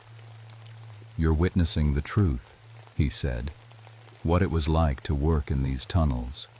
Every breath cutting your lungs like razors. Every day bringing you closer to drowning in your own crystallized blood." "We understand," I said. "It was terrible what happened to you. But these people didn't do it. They're just students." "Everyone who enters these tunnels must understand," the figure replied. "Must feel what we felt. Must choose between profit and human life, just like the company did." That's when I realized what was happening. This wasn't random supernatural vengeance. It was a test, a lesson, a demand for justice that had been building for 90 years. "What do you want?" I asked. "Tell the truth," the figure said. "All of it. Not the sanitized version in history books, but the real story. The names of the men who died. The executives who knew and did nothing. The doctors who falsified death certificates." "I've been trying to do that for years," I said. "I've written reports, interviewed families, documented everything I could find. But you never published it. You never made it public." The figure was right. I had boxes of evidence sitting in my office. Testimonies, medical records, company memos that proved Union Carbide knew the tunnel would kill workers. But every time I tried to publish the research, lawyers would appear with threats and injunctions. The company was still powerful, still protected. "They'll sue me into bankruptcy," I said. "Destroy my career. Make sure the truth never comes out." "Then you understand our position," the figure said. "We died to build corporate profits, and when we died, they buried our story along with our bodies." The dust was getting thicker, and I could see the two students starting to struggle for breath. Their respirators were failing, just like mine. We had minutes before the silica levels would cause permanent lung damage. "If I promise to tell the story," I said, "will you let us go?" "Promises are easy," the figure replied. "Anyone can make promises. We need proof of commitment." The chamber began to shake, and more machinery roared to life. The dust clouds grew thicker, and I could taste silica through my failing respirator. My chest was burning with each breath, and I could feel the early stages of what the miners had experienced. "What kind of proof?" "Breathe our air," the figure said. "Feel what we felt. If you survive long enough to leave this mountain, then you'll have the strength to fight for justice." I understood then that this was the choice the miners had faced every day: breathe poison for money, or refuse and watch their families starve. There was no good option, only degrees of death. I pulled off my respirator. The first breath hit my lungs like acid. The air was so thick with silica dust that it felt like breathing wet concrete. I doubled over, coughing, tasting blood and ground glass. Each breath was agony, but I forced myself to keep breathing. Around me, the dust figures watched silently as I experienced what they had experienced every day for months. the slow suffocation, the feeling of lungs filling with stone, the knowledge that each breath was bringing death closer. But I didn't die. After what felt like hours, but was probably only minutes, the air began to clear. The machinery fell silent. The dust settled to reveal a chamber that was smaller, more normal, carved from ordinary rock. The dust figures were gone, but their voices echoed from the walls. Now you know. Now you understand. Tell our story. I helped the two students to their feet. Their respirators had held out longer than mine, but they were both showing early signs of silica exposure. We needed medical attention, and we needed it fast. As we stumbled toward the tunnel exit, I made the decision that would define the rest of my life. I would publish everything, every document, every testimony, every piece of evidence I had collected. I would fight the lawsuits and the threats and the attempts to silence me, because I had breathed the air of the dead, and I knew now what justice felt like. 6 months later, I sat in a courtroom in Charleston, West Virginia, as a federal judge read the verdict in the wrongful death lawsuit filed by the families of the 764 Hawks Nest tunnel workers. My research had provided the evidence that broke the case wide open after 90 years of corporate cover-up. The students and I had made it out of the tunnels that day, though all three of us spent a week in the hospital being treated for acute silica exposure. The doctors were amazed we had survived. By their calculations, the dust concentrations we'd been exposed to should have killed us in minutes. I never told them about breathing unfiltered air in the deepest chamber. Some truths are too strange for medical reports, but I did tell the truth about everything else. My research, finally published despite threats and lawsuits, revealed the full scope of the Hawks Nest disaster. Union Carbide had known from the start that the tunnel would kill workers. Company memos, hidden for decades, showed executives calculating that it would be cheaper to pay death benefits than to provide proper safety equipment. The case made national news. Families received compensation for ancestors who had died penniless and forgotten. A memorial was erected at the tunnel site, listing all 764 names that had been buried along with the truth. The tunnels themselves were permanently sealed with concrete barriers 6 feet thick. The state declared the entire area a historical monument and restricted access to prevent future incidents. But sometimes, late at night, I still hear reports on the emergency radio. Voices from the sealed tunnels, calling for help. The sound of machinery running where no machinery exists. Dust clouds that appear on clear days, swirling in patterns that look almost like human figures. I always respond to those calls, but I never find anything. The concrete seals remain intact. The tunnels are empty and silent. Yet I know the truth. Some injustices echo through the decades, creating their own kind of immortality. The miners of Hawks Nest got their justice, but their anger carved something permanent into that mountain. A reminder that corporate crimes have consequences that stretch far beyond the quarterly reports and executive bonuses that inspired them. Last week I received a call about another mining disaster, this one in Kentucky. A company cutting safety corners to increase profits. Workers dying of preventable lung disease. Families being told their loved ones died of natural causes. I'm driving down there tomorrow with boxes of research and a head full of hard-won knowledge about the price of buried truth. Because I learned something in those tunnels that no amount of ranger training could have taught me. The dead don't rest until justice is done, and sometimes the living have to breathe poison to understand what justice really means. The Hawks Nest tunnels are sealed now, but the story they contain is finally free. And in corporate boardrooms across the country, executives are learning that some secrets are too heavy to stay buried forever.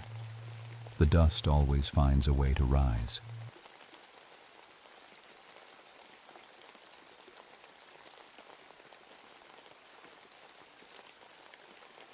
My name is Jonathan Stormridge, and I've been a ranger on the Blue Ridge Parkway for 20 years. In that time, I've pulled more than 300 people off these mountains, some alive, some not. I know every trail, every cliff face, every weather pattern that rolls through North Carolina's high country. At least, I thought I did. People always ask me about the name Stormridge. My daddy gave it to me, said it meant I was born to understand weather. Funny thing is, he was right.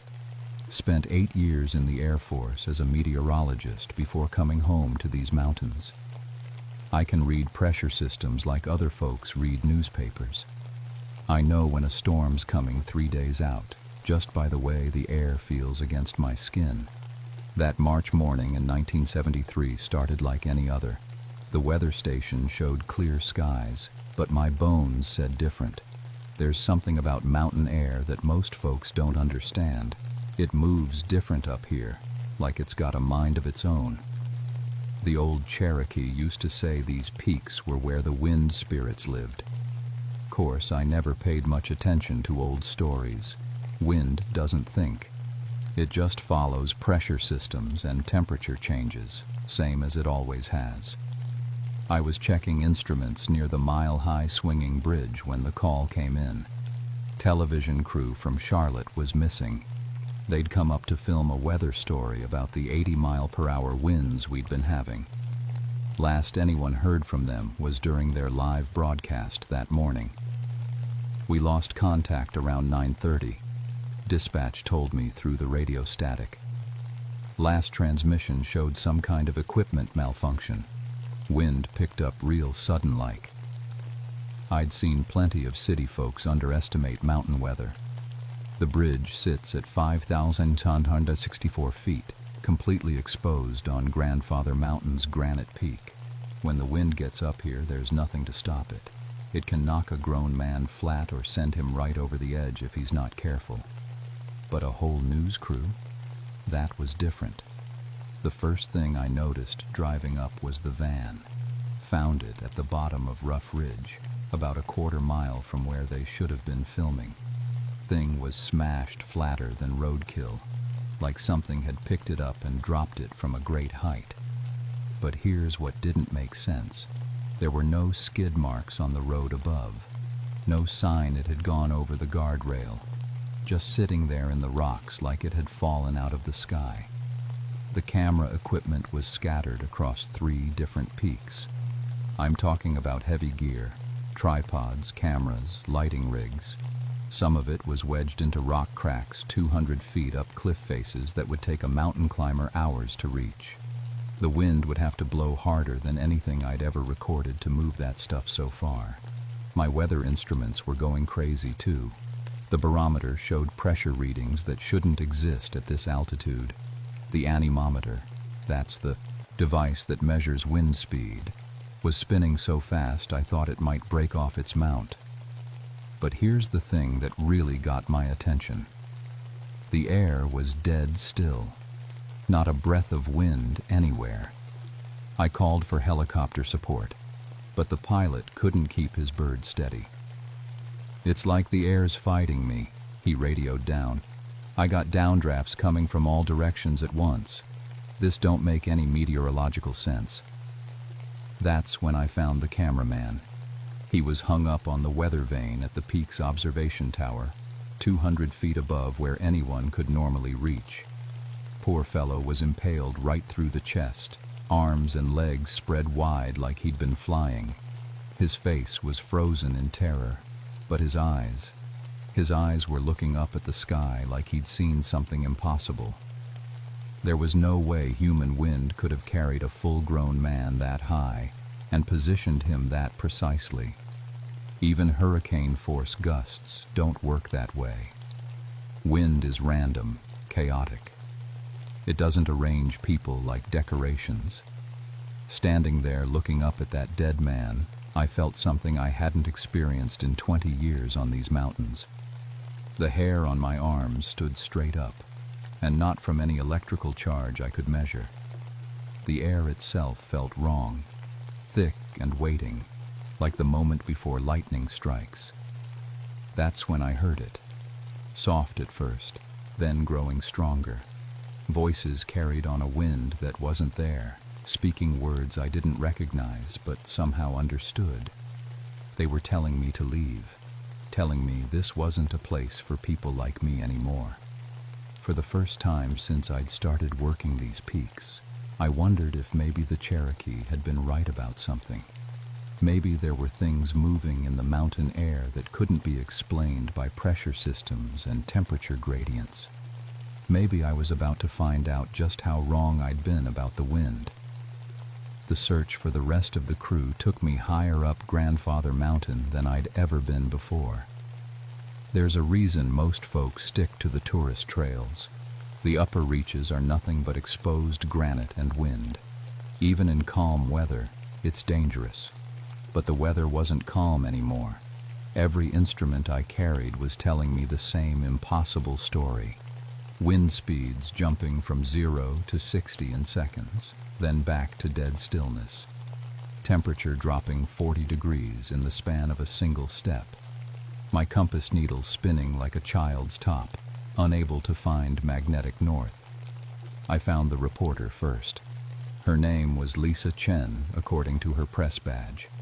Young woman, maybe 25, with the kind of determined look that probably served her well in television news. She was sitting cross-legged on a ledge about 100 feet up the north face, completely unreachable by normal climbing. Her clothes weren't torn, no signs of injury. She was just sitting there staring out at the valley below, like she was waiting for something. "Miss Chen," I called up to her. "Can you hear me?" She turned her head down toward me, and I saw her mouth moving, but the words that reached my ears weren't coming from her direction. They were coming from all around me, carried on air currents that shouldn't exist. "He's coming for the rest of you," she said, though her lips were forming different words.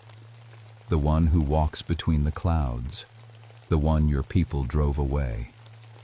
The sound equipment operator was even higher up, somehow standing on the very tip of the mountain's radio tower.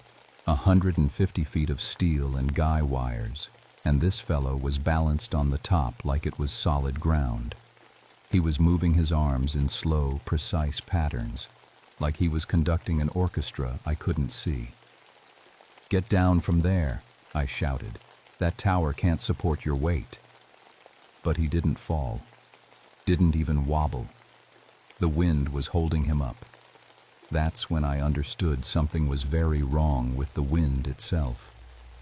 I'd been a meteorologist for 28 years, 8 in the military and 20 on these mountains.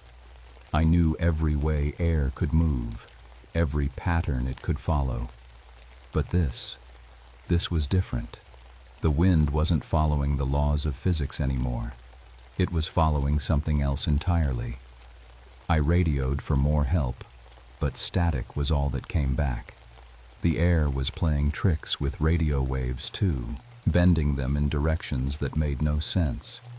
Every piece of electronic equipment I carried, radio, GPS, weather instruments, was either dead or giving readings that couldn't be real.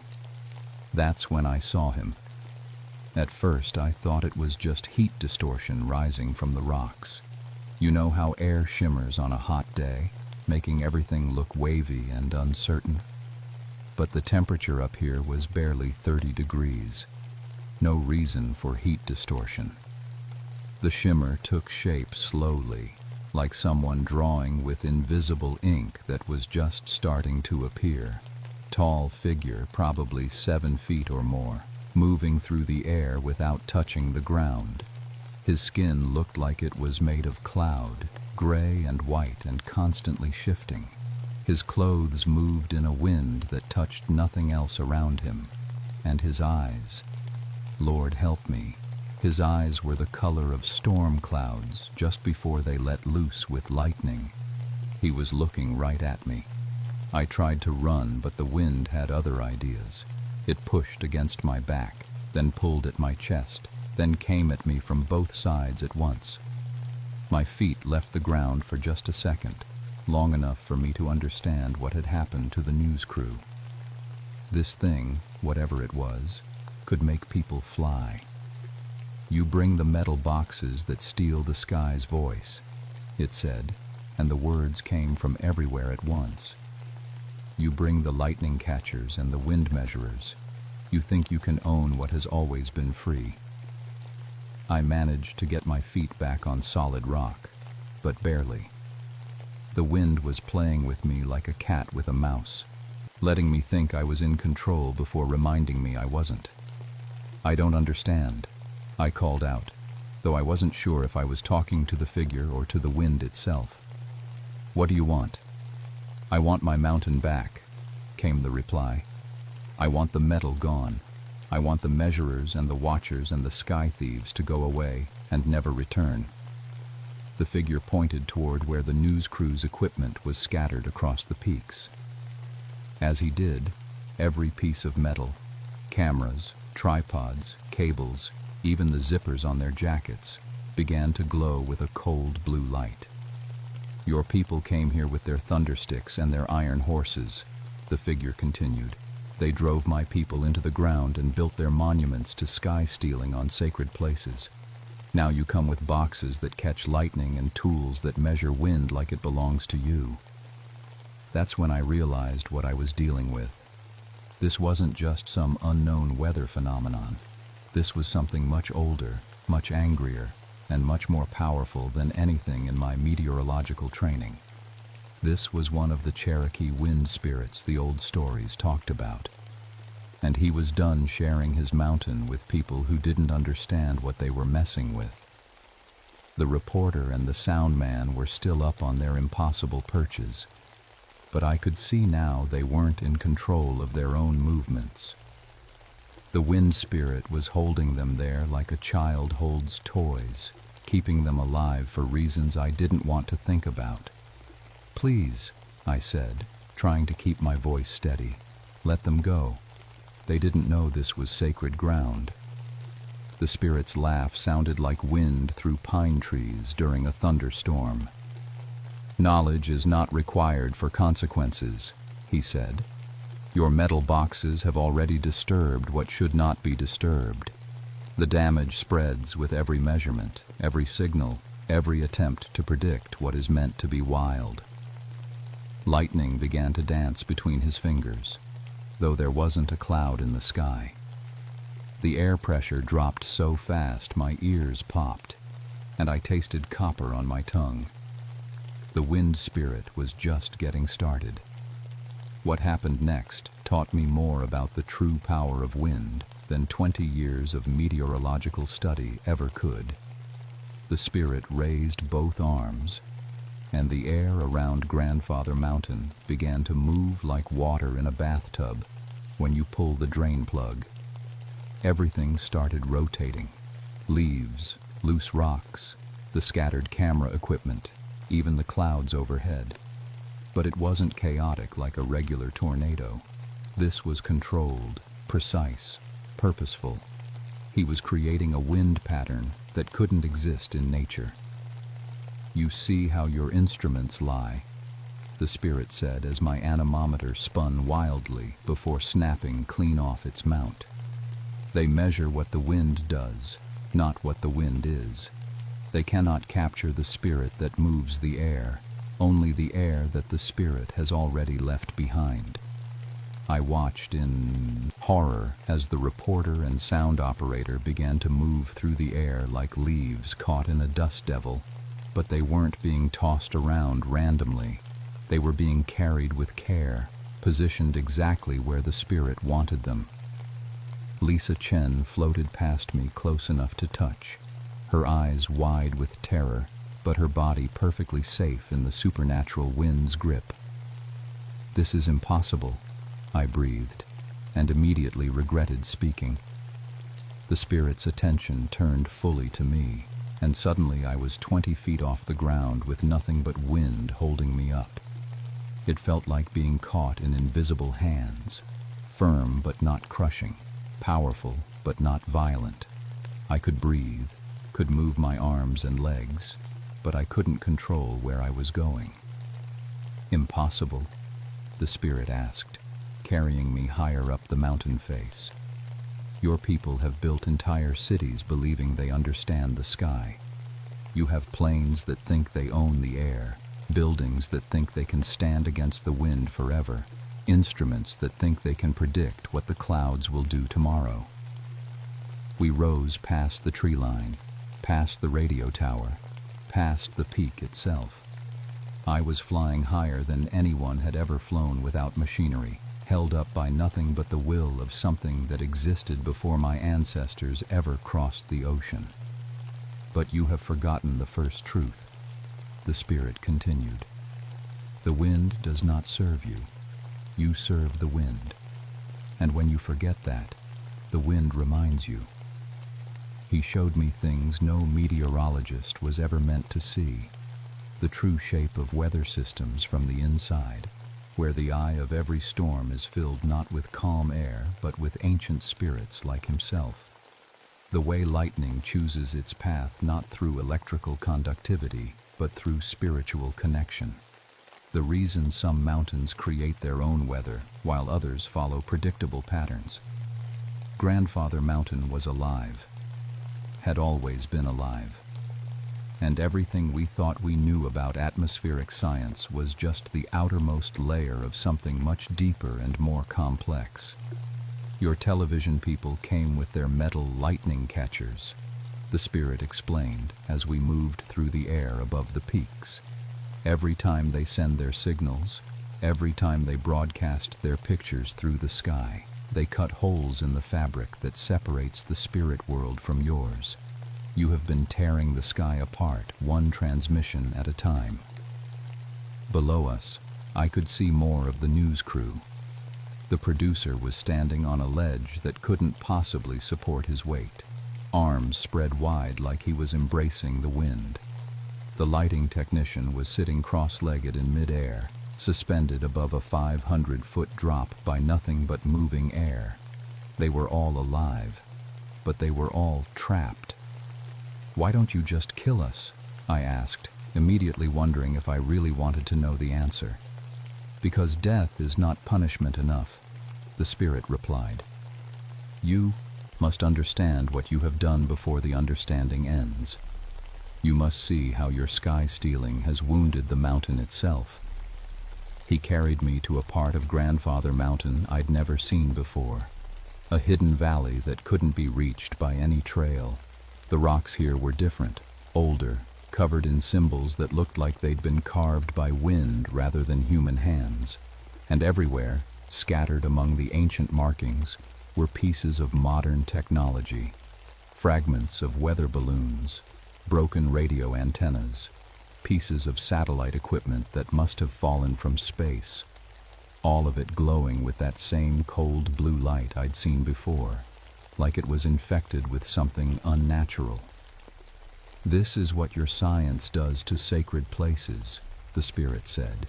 "Every measurement device, every radio signal, every attempt to control or predict the weather leaves a scar. The wounds pile up year after year, decade after decade, until the mountain itself begins to sicken." I could feel it now, a wrongness in the air that had nothing to do with temperature or pressure. The mountain was in pain, and that pain was spreading through every wind current, every weather pattern, every storm system that touched these peaks. The Cherokee knew better, the spirit continued. They worked with the wind, not against it. They asked permission before climbing high places. They understood that some knowledge was too dangerous for human minds to hold. He set me down on a narrow ledge, but I could feel the wind still holding me, ready to snatch me up again if I tried to run. "Now you will choose," the spirit said. "Help me cleanse this mountain of the metal sickness, or join your television friends in their permanent sky dance." Looking down at the reporter and the others, still floating in impossible positions around the peaks, I realized they weren't just trapped. They were being kept alive as a warning, a demonstration of what happened to people who brought sky-stealing technology to sacred places. But there was something else in the spirit's voice now. Desperation, loneliness, pain. This wasn't just about protecting sacred ground anymore. This was about survival. The Cherokee wind spirits were dying, poisoned by decades of electronic pollution, and this one was making a last stand on the only mountain peak still strong enough to support his kind. "What do you need me to do?" I asked. The spirit's expression shifted, and for just a moment, I saw not a terrifying force of nature but a wounded guardian fighting to protect the last place on earth that remembered the old ways. "Help me tear down the tower," he said. "Help me silence the metal voices forever. Help me make this peak clean again, so the mountain can heal."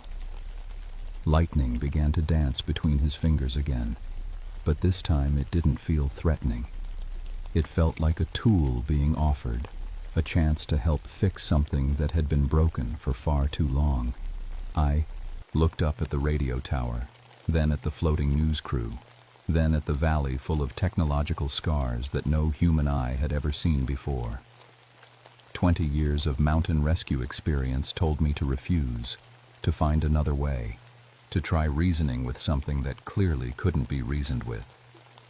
But 28 years of weather science told me the spirit was right.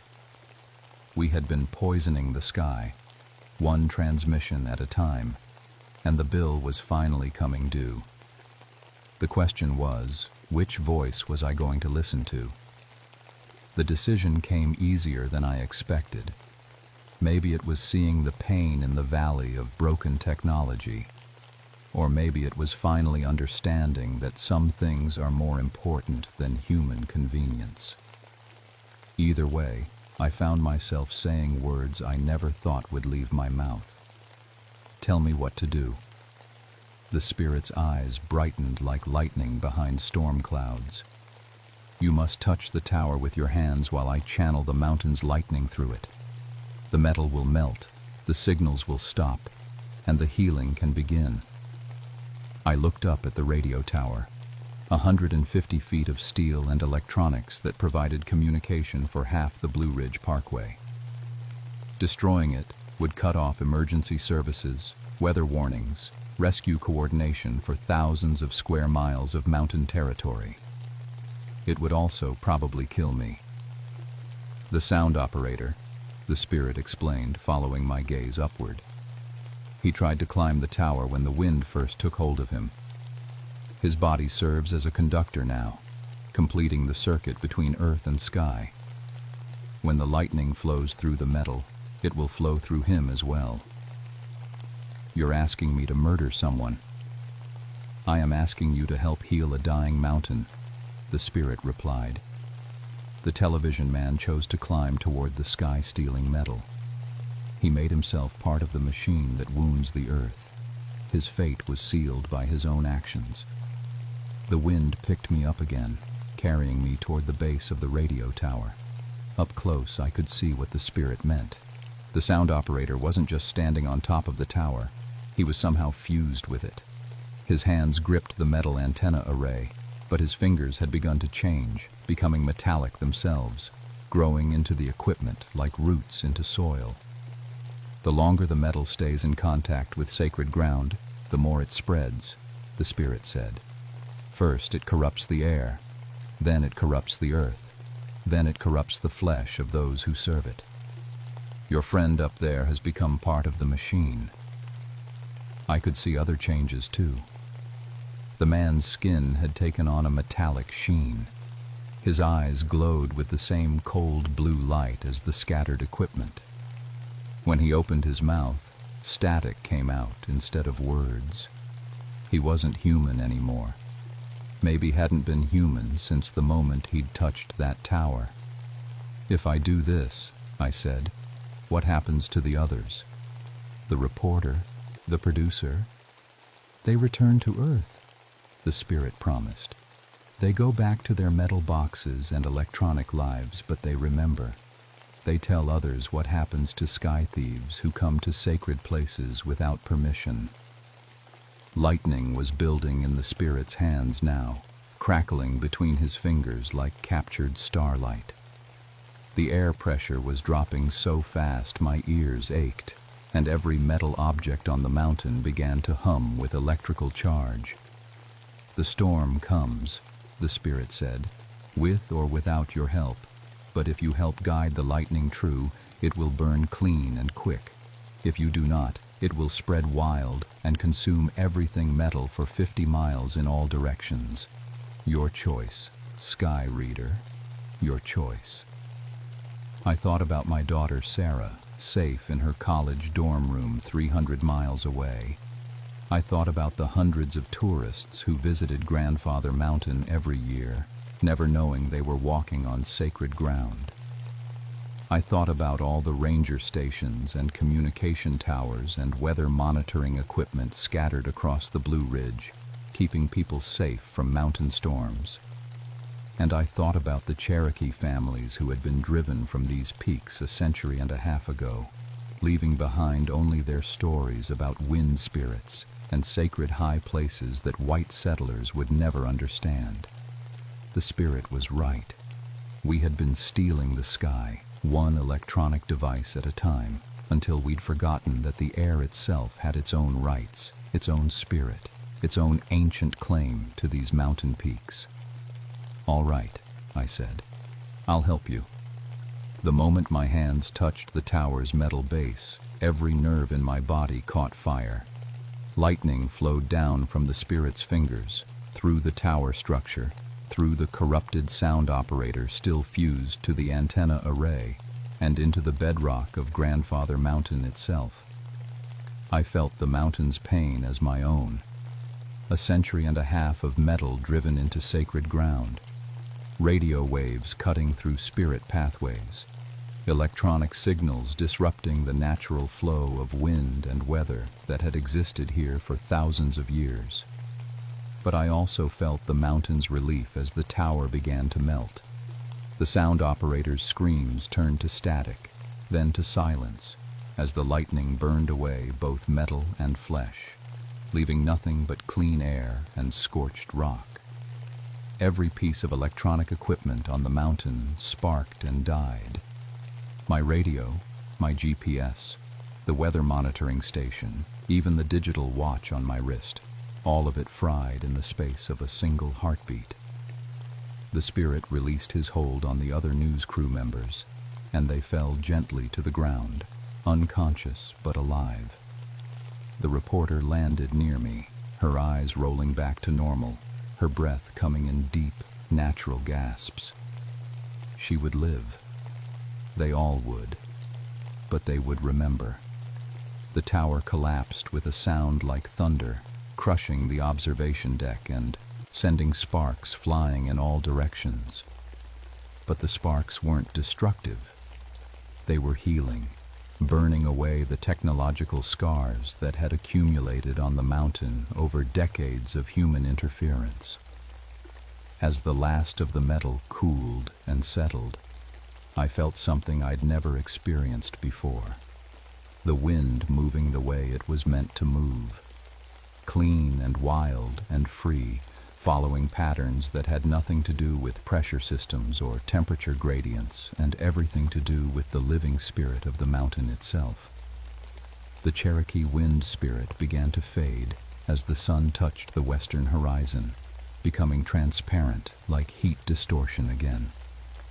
"The mountain remembers now," he said, his voice carried on a breeze that felt like benediction. "The sky knows its own again, but the healing is only beginning. You must make sure the metal sickness does not return." "How?" I asked. "You know the old ways now," the spirit replied. "You have felt the mountain's true nature. Share that knowledge.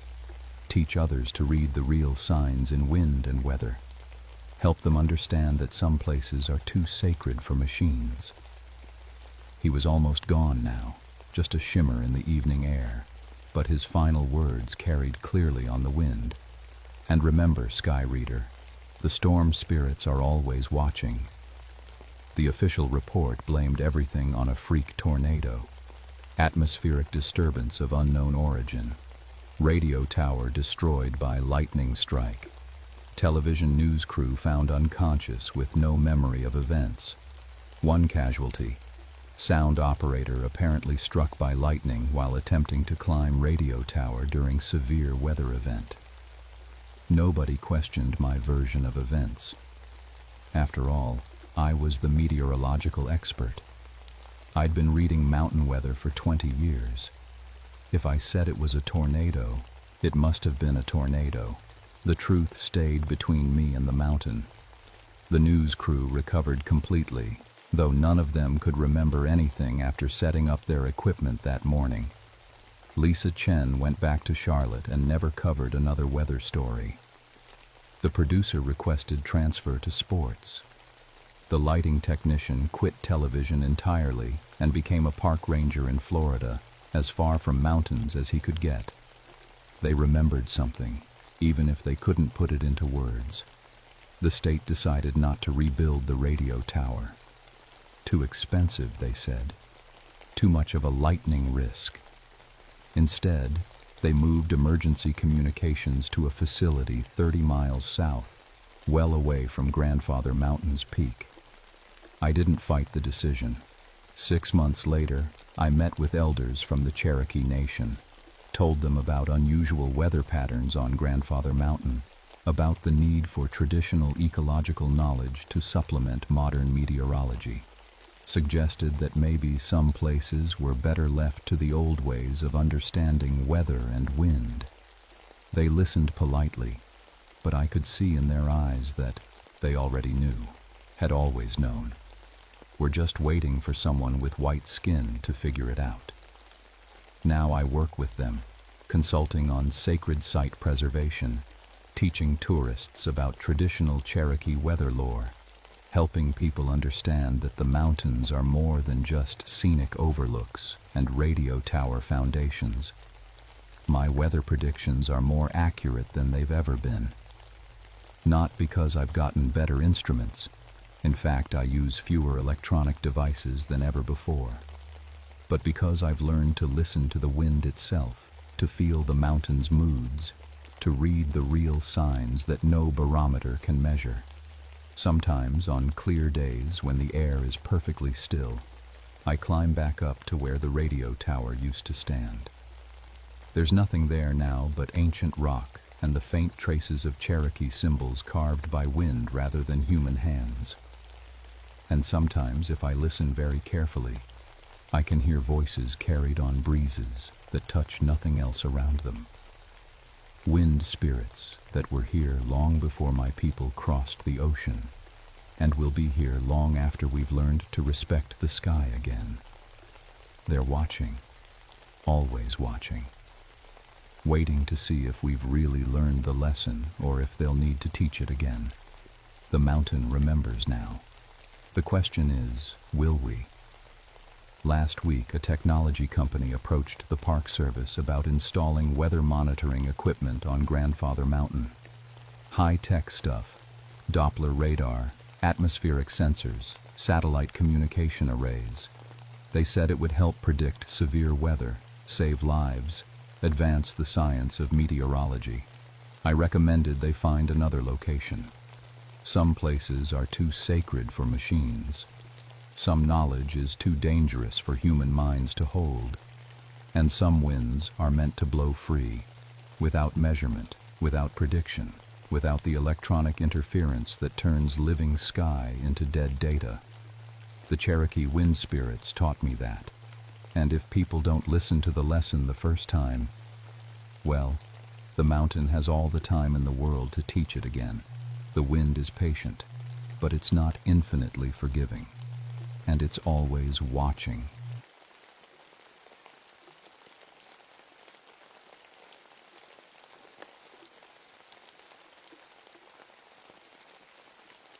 My name is Benjamin Coalfire, and I've been a park ranger in the Coal River Valley for 17 years. People think that's a strange name for someone who protects the environment, but my family's been digging coal out of these mountains for 3 generations. I guess you could say I switched sides. The call came on a Tuesday morning in February, when ice hung from every tree branch like broken glass. My coffee was still steaming when the radio crackled to life. "Ben, we got a problem up near the old Whitesville mines," said Sheriff Morris. His voice sounded tight. "Those environmental folks from the city went missing 3 days ago." I knew the ones he meant. 5 activists had come down from Charleston to document the damage from mountaintop removal. They'd been taking pictures of the stripped hills and the orange water that leaked from old mine shafts. The mining company didn't like that much. "Last known location?" I asked, already reaching for my gear. "GPS shows they were near the old Deep Creek mine before their signals went dead. That's the one that got sealed up after the accident in '89. I remembered that mine. 27 men died when a pocket of methane gas exploded. The company sealed it with concrete and steel, said it was too dangerous to recover the bodies. My own grandfather had worked those tunnels before the gas pocket formed. The drive to Deep Creek took 40 minutes on winding mountain roads. Ice made everything slippery, and I had to use 4-wheel drive the whole way. The landscape looked like something had taken a giant bite out of the mountain. Where there used to be thick forest, now there were just flat, gray platforms of bare rock and poisoned soil. I parked next to the environmental group's van, still sitting where they'd left it. Inside, I found their equipment scattered around: cameras, water testing kits, and notebooks filled with measurements. One notebook was still open to a page that made my blood run cold. Water sample, 47, Deep Creek mine entrance. pH level 2.1, battery acid level. Orange-red coloration suggests heavy iron contamination. Note: entrance appears to have been recently disturbed. Concrete seal has new crack patterns. I looked up at the mine entrance, maybe 50 yards away. Sure enough, the concrete barrier that had sealed the tunnel for 30 years showed fresh damage. Someone had blasted it open from the inside. That was impossible. There was no other way in or out of that mine. I checked my air monitor as I approached the entrance. The needle jumped immediately into the danger zone. Methane, hydrogen sulfide, carbon monoxide, all the gases that could kill you before you even knew they were there. But there were other smells, too. Something rotten, like meat, left out in summer heat. The opening was just big enough for a person to crawl through. Fresh mud around the entrance showed footprints going in, but none coming out. 5 sets of boot prints from the missing activists. But there was something else. Marks in the mud that looked almost like handprints, but wrong somehow. Too long. Too many knuckles. I called Sheriff Morris on the radio. "I'm at Deep Creek mine. The seal's been breached. I can see where the missing people went in, but I'm reading deadly gas levels. Can you go in after them?"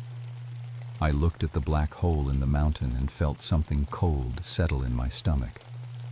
"I can try, but I need backup and proper breathing equipment. This isn't just a rescue anymore, Morris. Something's very wrong here." "What do you mean?" I stared at those strange handprints in the mud. They were everywhere once I started looking, like someone had been crawling on all fours. But they were too big to be human hands. I mean, this mine was sealed from the outside 30 years ago. Nobody could have opened it from the inside unless... I stopped, because the rest of that thought didn't make sense. Unless someone had been down there all along. I waited 2 hours for backup to arrive. Deputy Sarah Chen brought the emergency breathing gear from the county fire department, along with portable gas detectors and enough rope to reach China. She was good people, smart, careful, and not afraid of dark places. "You sure about this, Ben?" she asked, checking her oxygen tank. "That mine's been closed since before I was born." 5 people are missing, I said.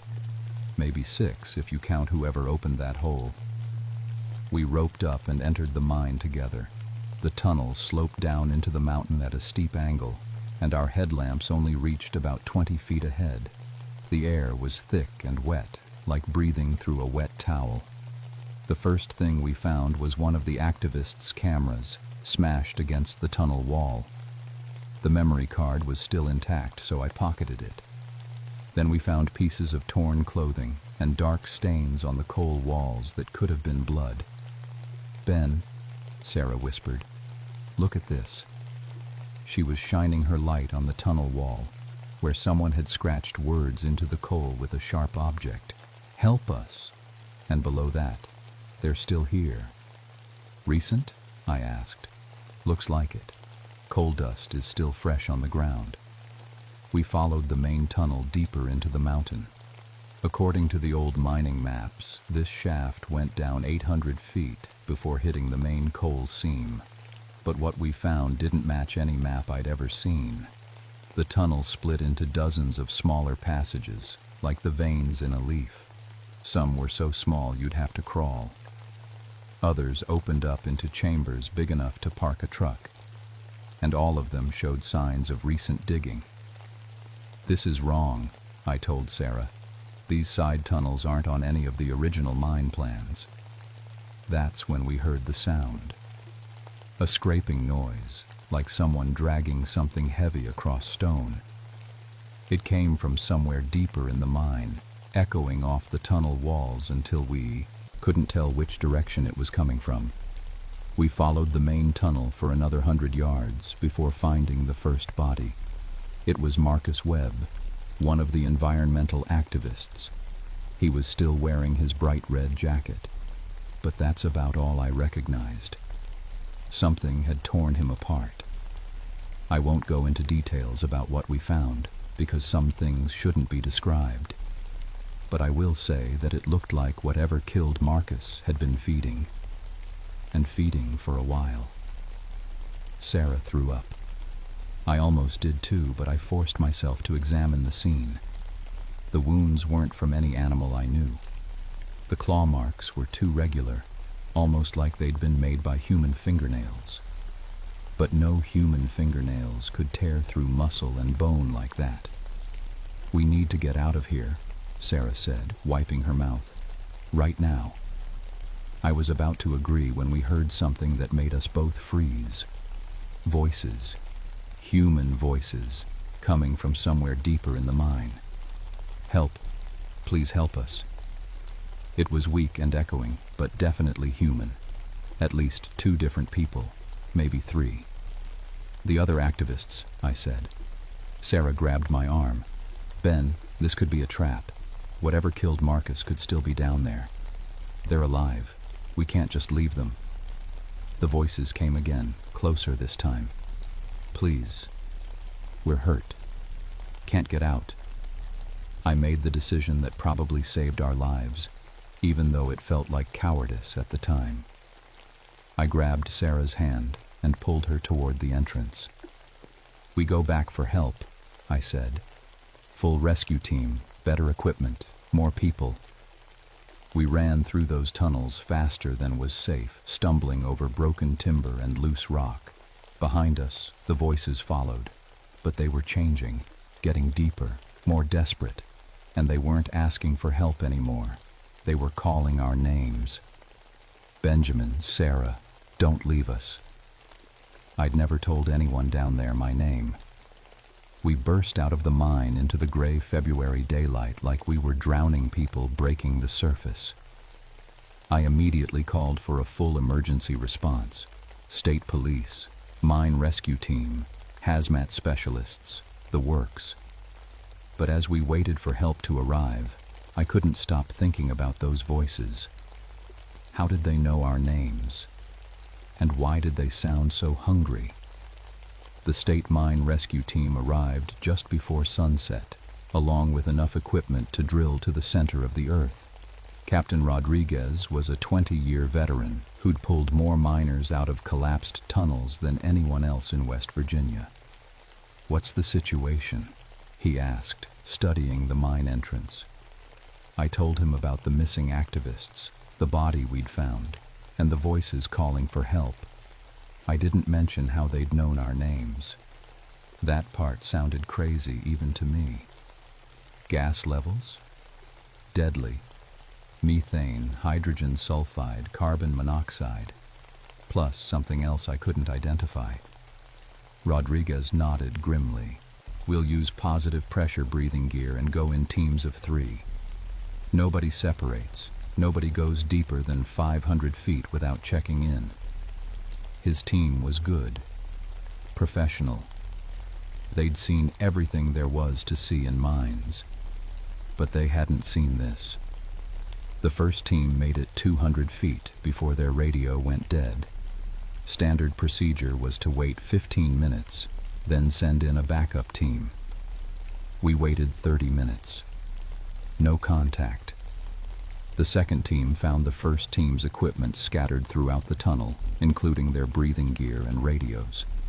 But no bodies. And the equipment showed no signs of damage or struggle.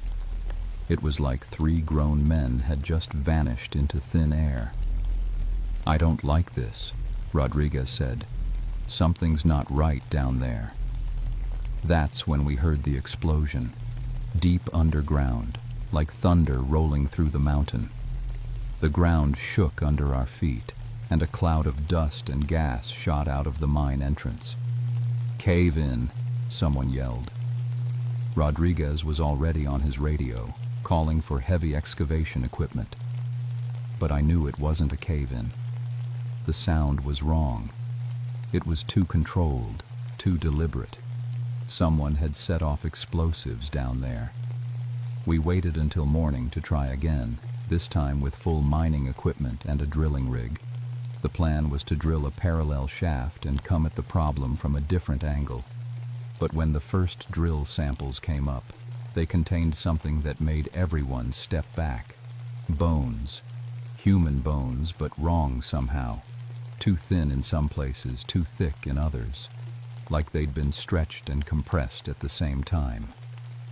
Dr. Elizabeth Hayes from the State Medical Examiner's office took one look at them and called for backup from the CDC. She also asked for a private word with me. "Ben, I've been examining bones for 15 years, she said. "These don't match anything in human anatomy. The density is wrong, the structure is wrong, even the chemical composition is wrong." "What are you saying?" "I'm saying these used to be human bones, but something changed them, something that shouldn't be possible." That night, I went home and researched everything I could find about the Deep Creek mine. What I discovered made me wish I'd never gotten involved. The mine had been owned by Blackstone Energy Corporation, the same company that had been accused of illegal chemical dumping throughout the 1980s. They'd faced dozens of lawsuits from families claiming that toxic exposure had caused birth defects, cancer, and other health problems. But there were other accusations too. Whisper campaigns about secret experiments, about using the miners as test subjects for industrial chemicals. Nothing was ever proven, but too many people had complained for it to be completely false. I also found records of the 1989 accident that killed 27 miners. But the more I read, the more convinced I became that it hadn't been an accident. The explosion had happened in a section of the mine where no mining was taking place, and according to safety logs, the gas levels had been normal that day. Someone had deliberately triggered that explosion. But why? I was still reading when my phone rang. Sarah's voice was tight with fear. "Ben, you need to get down to the mine, now." "What's wrong?" "The night security guard is missing, but his car is still here and his radio is still broadcasting." "Broadcasting what?" "You need to hear it yourself." I drove back to Deep Creek through the dark mountain roads, my headlights cutting through fog that seemed thicker than it should be. At the mine site, I could hear the radio crackling from 50 yards away. The voice coming through the static was the missing security guard, Jim Morrison. But he sounded different, deeper, strained. "This is Unit 7, requesting immediate assistance. I'm trapped in the lower tunnels. Something is down here with me." Rodriguez tried to respond. "Jim, this is Captain Rodriguez. What's your location?" They're not what they used to be. Oh God, they were miners once. But the chemicals, the experiments." The radio went silent for a long moment. Then Jim's voice came back, but it was wrong somehow. Too calm. "Never mind. False alarm. Everything is fine down here. You can all go home now." Rodriguez and I looked at each other. That wasn't Jim Morrison anymore. "We need to seal this mine permanently," I said. "Whatever's down there, we can't let it get out." But Rodriguez was looking past me, toward the mine entrance. "Ben," he said quietly, "look." In the darkness beyond our lights, shapes were moving, human-shaped, but wrong. They moved like they were crawling, but they were standing upright, and their eyes reflected our lights like animal eyes in the dark. They were coming out of the mine. The creatures that emerged from the Deep Creek mine had once been human. You could still see traces of their former selves: a wedding ring on a twisted hand, a company hard hat grown into a skull, work boots that had fused with feet that no longer looked like feet. But 30 years of exposure to Blackstone's chemical experiments had changed them into something else. Their skin was black as coal dust. Their limbs stretched and bent at impossible angles. Their fingers had grown into claws that could tear through rock. And they were hungry. Rodriguez's team opened fire immediately, but the bullets barely slowed them down. The creatures moved faster than anything human-sized should be able to move, scrambling over rocks and equipment like spiders. "The trucks!" I yelled. "Everyone to the trucks!" But the creatures had already surrounded us. There were dozens of them, maybe more. Some crawled along the ground. Others climbed the sides of buildings like they were walking on flat ground. In the chaos, I lost track of Rodriguez and most of his team. Sarah grabbed my arm. "The equipment shed. It's reinforced steel." We ran for the small building where the mining equipment was stored, slamming the metal door just as something heavy crashed against it from outside. The building shook with each impact, but the steel held. "What are those things?" Sarah gasped. "Miners," I said. "From the 1989 accident. They never died. Blackstone was conducting experiments down there, exposing workers to experimental chemicals. When the explosion happened, it wasn't meant to kill them. It was meant to trap them underground with their test subjects." Through a small window, I could see the creatures searching the area methodically. They moved with intelligence, checking every vehicle, every hiding spot.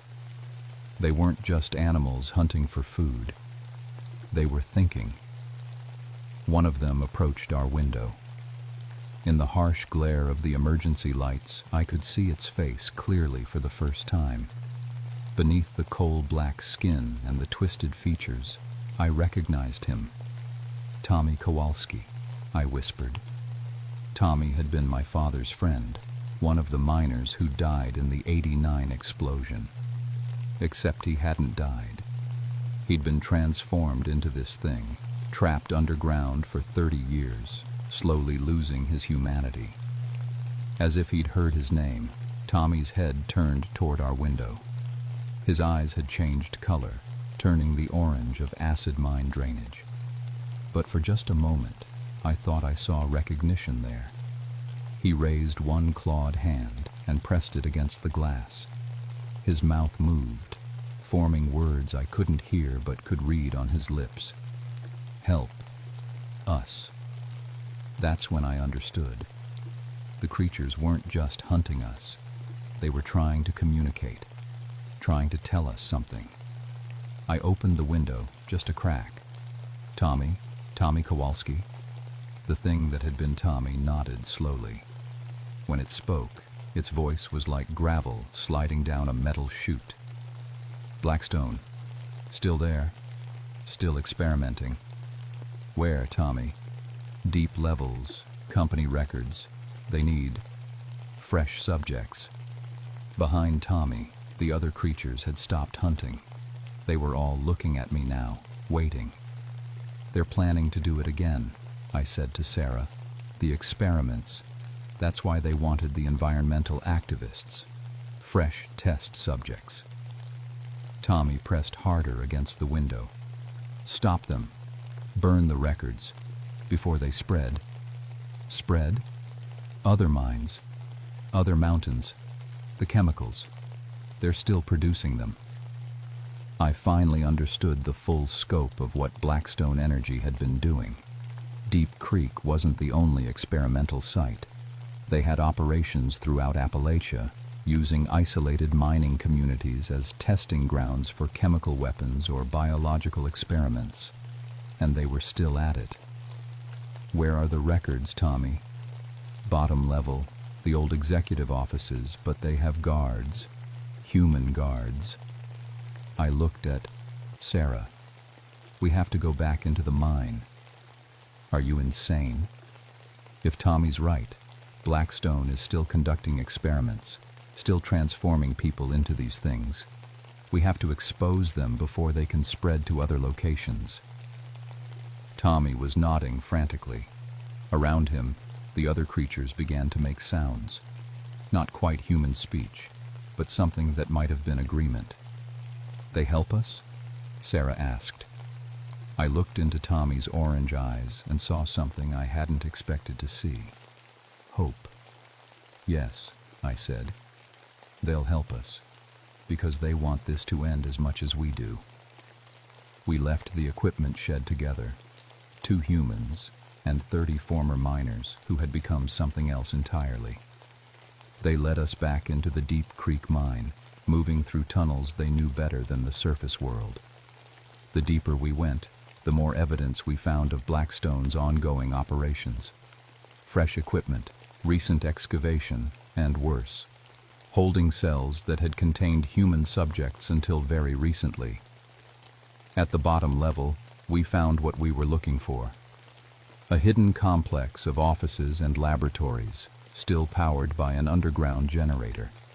The walls were lined with filing cabinets containing 30 years of experimental records, and sitting at a desk in the main office, very much alive and very human, was Dr. Marcus Webb, the same name as one of the missing environmental activists. "Mr. Coalfire," he said calmly, "I've been expecting you." Dr. Webb wasn't surprised to see us. He wasn't even surprised to see the creatures that had once been miners. He simply pushed his glasses up his nose and gestured to the files scattered across his desk. 30 years of research, he said. 30 years of perfecting the transformation process. Do you have any idea how valuable that data is to the right buyers? You're still experimenting on people, I said, improving them. The subjects we've created are stronger, more resilient, capable of surviving in environments that would kill normal humans. Imagine the applications. Deep space exploration, underwater construction, toxic waste cleanup. I looked at Tommy, who stood beside me with his clawed hands clenched into fists. You call this improvement? The early trials had some rough edges, Webb admitted, but we've refined the process considerably. The newest subjects retain full human intelligence while gaining enhanced physical capabilities. The missing activists are helping us advance the research. Voluntarily, of course, once they understood the potential benefits. Sarah stepped forward, her hand on her service weapon. You're under arrest for kidnapping, murder, and human experimentation. Webb smiled. I don't think so, Deputy. You see, you're trespassing on private property. This mine complex belongs to Blackstone Energy and has been in continuous operation under special federal contract since 1989. Everything we've done here has been completely legal. He pressed a button on his desk, and the sound of heavy boots echoed down the hallway. 6 men in black tactical gear entered the office, weapons drawn. Federal contractors, Webb explained, authorized to use lethal force to protect classified research. That's when Tommy spoke up. His gravelly voice filled the office like an underground earthquake. No more. The other creatures moved faster than the guards could react. 30 years of living in darkness had made them incredibly efficient predators. The fight was over in seconds. Webb tried to run, but Tommy caught him at the doorway. For a moment, I thought the creature was going to tear the doctor apart like he'd done to so many others. Instead, Tommy lifted Webb off the ground and looked into his eyes. "You did this to us," Tommy said. "You turned us into monsters. But we're still human enough to want justice instead of revenge." He set Webb down carefully and pointed toward the filing cabinets. "Burn them all," Tommy said. I gathered every file, every computer drive, every piece of research data in that underground complex. Sarah found industrial chemicals that would burn hot enough to destroy everything. As the flames spread through the office complex, I heard the sound of explosions from deeper in the mine. The creatures were collapsing the tunnels, sealing the experimental chambers forever. We made it to the surface just as the entire Deep Creek mine system collapsed.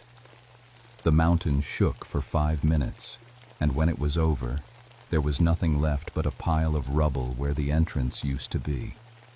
Tommy and the other creatures stood with us, watching their underground home disappear. In the morning light, they looked more human somehow. Still changed, still transformed by decades of chemical exposure, but recognizably the men they had once been. "What happens now?" I asked Tommy. He looked at the rising sun with eyes that had forgotten what daylight looked like. "We find the other sites," he said, "the other mines where Blackstone is still experimenting. We stop them before they can create more like us. And then?" Tommy smiled, and for just a moment he looked like the man my father had known 30 years ago. "Then we rest." Dr. Webb survived, though the federal contractors didn't. He was arrested by the FBI and charged with multiple counts of murder, kidnapping, and violation of human experimentation laws. The investigation that followed exposed Blackstone Energy's illegal operations in 17 states and led to the largest environmental cleanup in Appalachian history. But sometimes late at night when I'm patrolling the mountains, I hear sounds from the deep places underground. Voices that might be human or might be something else. And I wonder how many other Tommy Kowalskis are still down there, waiting for someone to help them find their way home. The coal companies say they've cleaned up their act. They promise that the bad old days of illegal dumping and human experimentation are over. But I've learned something important about promises from coal companies. They're worth about as much as the poisoned water that still leaks from their abandoned mines. And sometimes, when that orange water runs a little thicker than usual, I know Tommy and his people are still out there, still hunting, still making sure that the monsters who created them never get the chance to create more. Some people ask me why I stayed in Coal River Valley after everything that happened. Why I didn't transfer to somewhere safer. Somewhere where the ground doesn't hide secrets that could swallow you whole. The answer is simple. These mountains need someone to watch over them. Someone who knows that the real monsters aren't the creatures living in abandoned mines. The real monsters are the ones who wear business suits and create quarterly profit reports by destroying everything they touch. And as long as those monsters exist, Coal River Valley needs someone like me to make sure they don't go too deep underground ever again.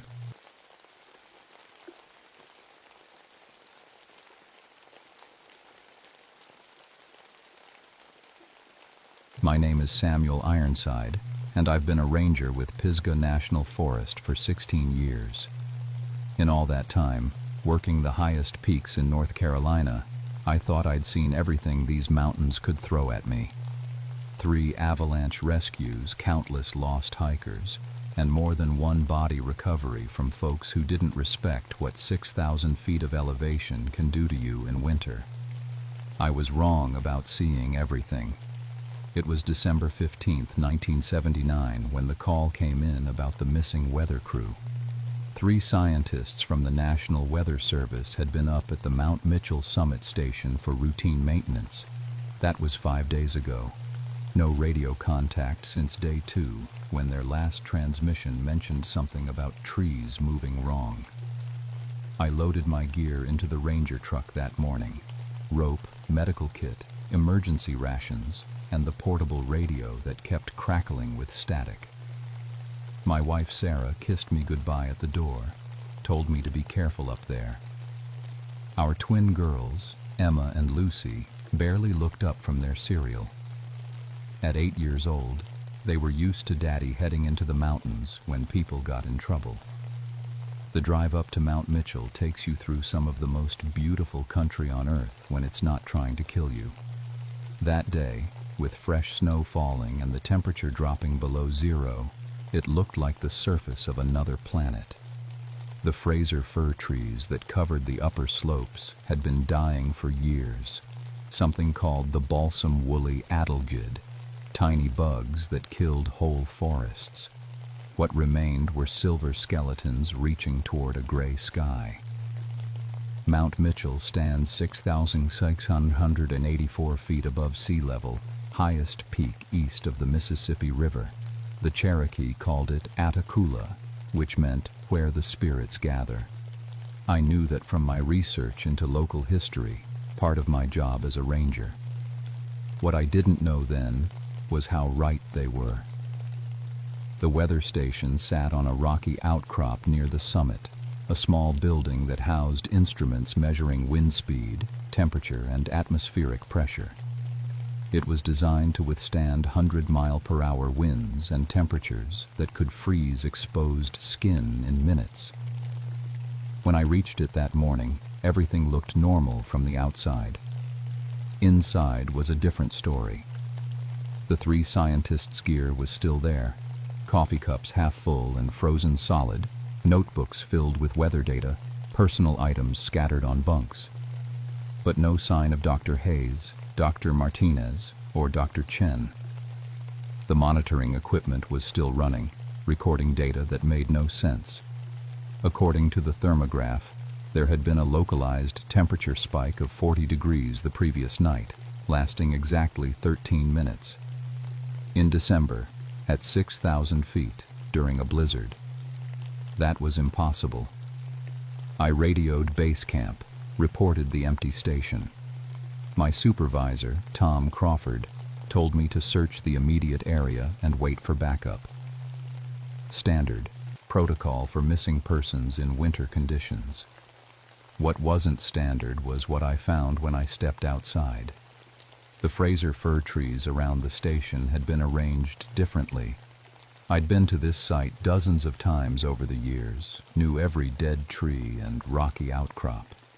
But sometime during the night, the skeletal remains of the firs had been moved into geometric patterns, perfect circles and straight lines that looked almost like symbols when viewed from the station's observation deck.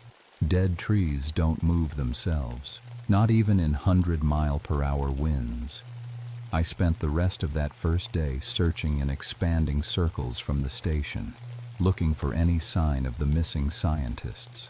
The snow was deep and the wind kept picking up, but I found scattered gear about a quarter-mile down the mountain, a torn jacket, a broken flashlight, and something that made my stomach turn.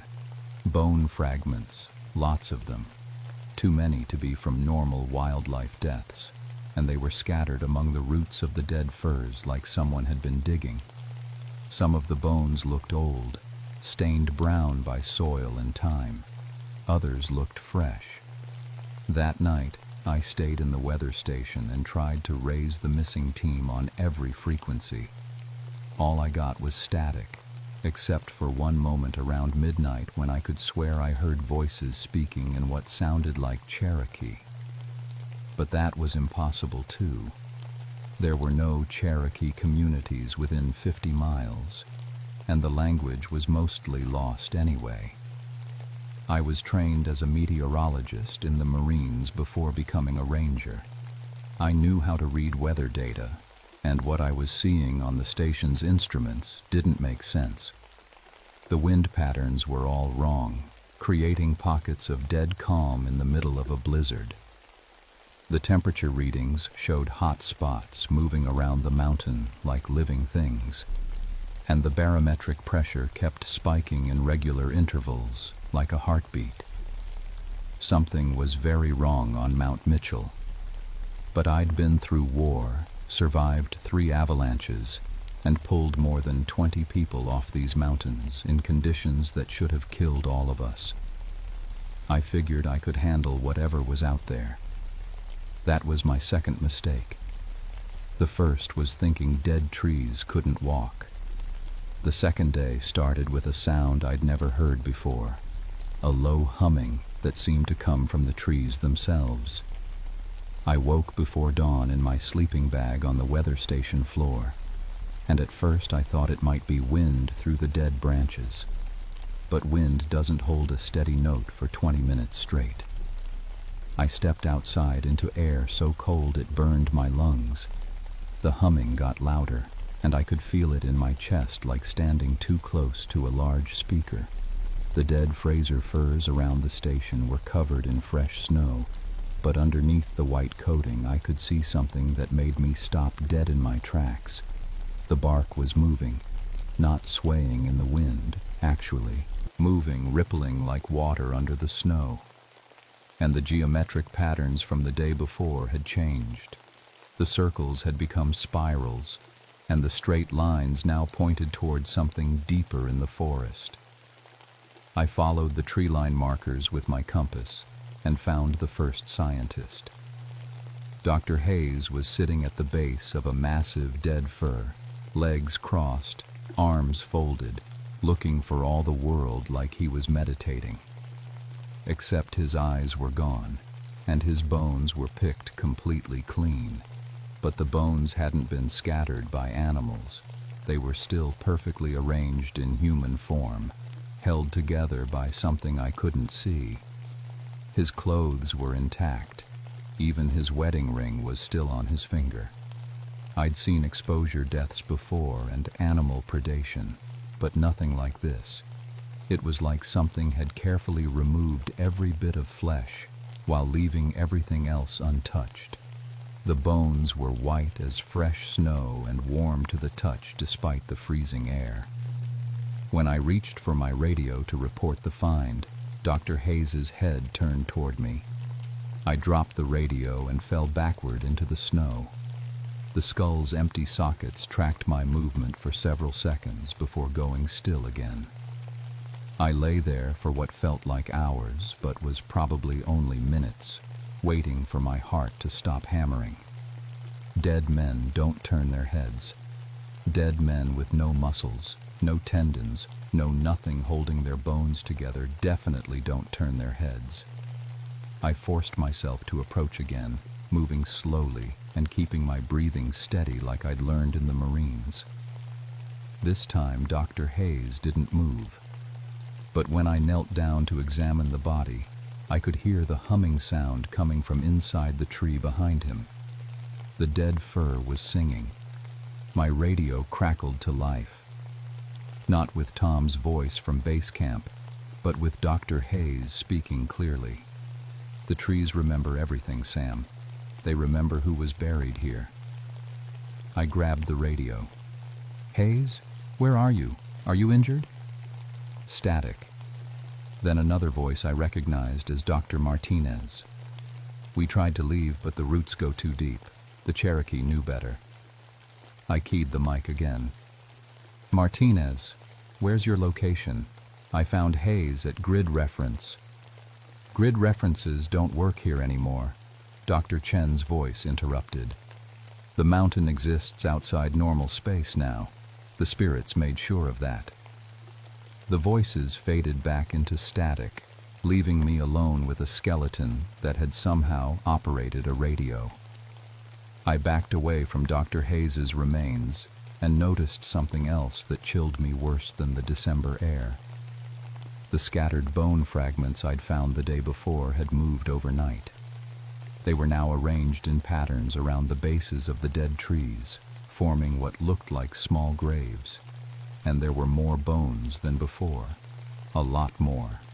Like the mountain was giving up secrets it had kept buried for decades. I spent the rest of the morning following the trail deeper into the dead forest. The geometric tree patterns led me to an area where the firs had been clear-cut years before, leaving only stumps and exposed soil. But in the center of the clearing was something that made me understand why the Cherokee had called this place sacred. Ancient burial mounds, dozens of them, arranged in the same spiral pattern as the dead trees. Most had been disturbed, excavated by someone who hadn't cared about proper burial customs. Bones and artifacts were scattered everywhere. Arrowheads, pottery shards, and human remains that had been exposed to the elements. Logging company, I realized. They'd clear-cut right through a Cherokee burial ground without even filing an environmental impact report. The spirits Dr. Chen mentioned weren't metaphorical. That afternoon I found Dr. Martinez. She was 20 feet up in a dead Fraser fir, but not hanging from a rope or caught on branches. She was somehow integrated into the tree itself, her body partially merged with the trunk like the bark had grown around her. Her eyes were still open, still aware, and when she saw me, she tried to speak. "Sam." Her voice was barely a whisper, coming from the tree itself rather than her mouth. "Don't let them cover this up. The logging company. They knew what they were destroying. Martinez, how long have you been here?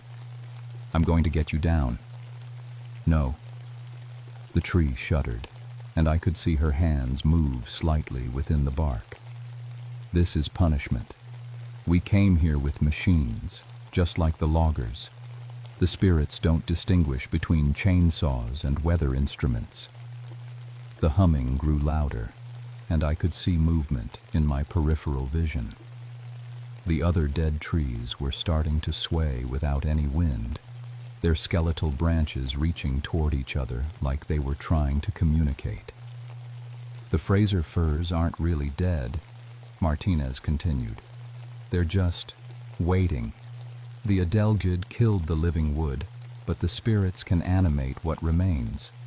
They've been protecting this burial ground for generations."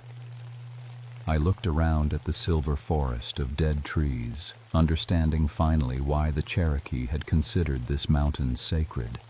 These weren't just trees anymore. They were guardians, and they were waking up. By the third day, I realized I wasn't dealing with a rescue mission anymore. I was trapped inside something that defied every law of nature I'd learned in meteorology school and 16 years of mountain experience. The weather station's instruments were recording impossible data. Wind speeds of 0 in the middle of a blizzard, with temperature readings that showed the dead forest was actually generating heat. My GPS unit kept showing my location as coordinates do not exist, and my compass spun freely without finding magnetic north. The mountain had somehow removed itself from normal space and time. I tried to hike down to the parking area that morning, following the trail I'd climbed hundreds of times before. After 3 hours of walking, I found myself back at the weather station. I tried again, taking a different route. Same result. The dead Fraser firs had formed barriers across every path, their skeletal forms creating an impassable maze that shifted when I wasn't looking directly at it. The humming from the trees was constant now, and I was starting to understand it wasn't random sound. It was communication. The trees were talking to each other, coordinating their movements like a single organism with thousands of parts. That's when I found Dr. Chen. He wasn't dead like Hayes or trapped like Martinez. He was standing in the middle of the cleared burial ground, perfectly healthy and holding a notebook, writing frantically. "Chen," I called out, relief flooding through me. "Jesus, I thought you were dead." He looked up and his eyes were completely black. Not pupil-dilated black, but solid black like looking into deep water at night. "Not dead," he said, his voice carrying harmonics that sounded like wind through branches. "Enlightened. The spirits showed me the truth about this place." He held up his notebook, and I could see the pages were covered with symbols that matched the patterns the dead trees had been forming. Cherokee writing mixed with what looked like mathematical formulas. "They've been trying to tell us for decades," Chen continued. "Every time humans disturb the burial grounds, more of the mountain awakens. The logging in the 1960s triggered the first wave. Our weather instruments triggered the second. Chen, we need to get off this mountain. The Forest Service is sending a rescue team." He laughed, a sound that carried the same humming frequency as the trees. "No rescue team can reach us now. The spirits have pulled this section of Mount Mitchell outside normal reality. Time moves differently here. Space folds in on itself. We exist in the same moment as the Cherokee ancestors who were buried in these mounds." As if to prove his point, I could see figures moving between the dead trees. Translucent forms in traditional Cherokee dress, watching us with eyes that held centuries of anger. They weren't ghosts exactly. They were memories given form by the awakened forest. "The Fraser firs were the perfect vessels," Chen explained, his black eyes reflecting light that wasn't there. "The Adelgid killed them slowly, hollowing out the living wood but leaving the structure intact. The spirits filled that hollow space with their own essence. Now every dead tree on this mountain is part of their consciousness." I backed away from Chen, finally understanding that whatever had happened to him was worse than death. The spirits hadn't just trapped him, they'd converted him into something else. The trees around the burial ground began to move with purpose. Not swaying or bending, but actually walking, their root systems pulling free from the frozen soil with sounds like breaking bones. They formed a circle around me, their branches reaching down like gnarled fingers. "The Cherokee buried their dead with specific rituals," Chen continued, seemingly unaware of my growing terror. "Orientations that connected the spirits to the living world through the root networks of sacred trees. When the logging company destroyed those connections, they severed the link between the dead and the earth. The spirits have been trying to restore that connection ever since." The walking trees were close enough now that I could see the details of their transformation. The bark wasn't just moving, it was reshaping itself into forms that resembled human faces, all twisted in expressions of rage and loss.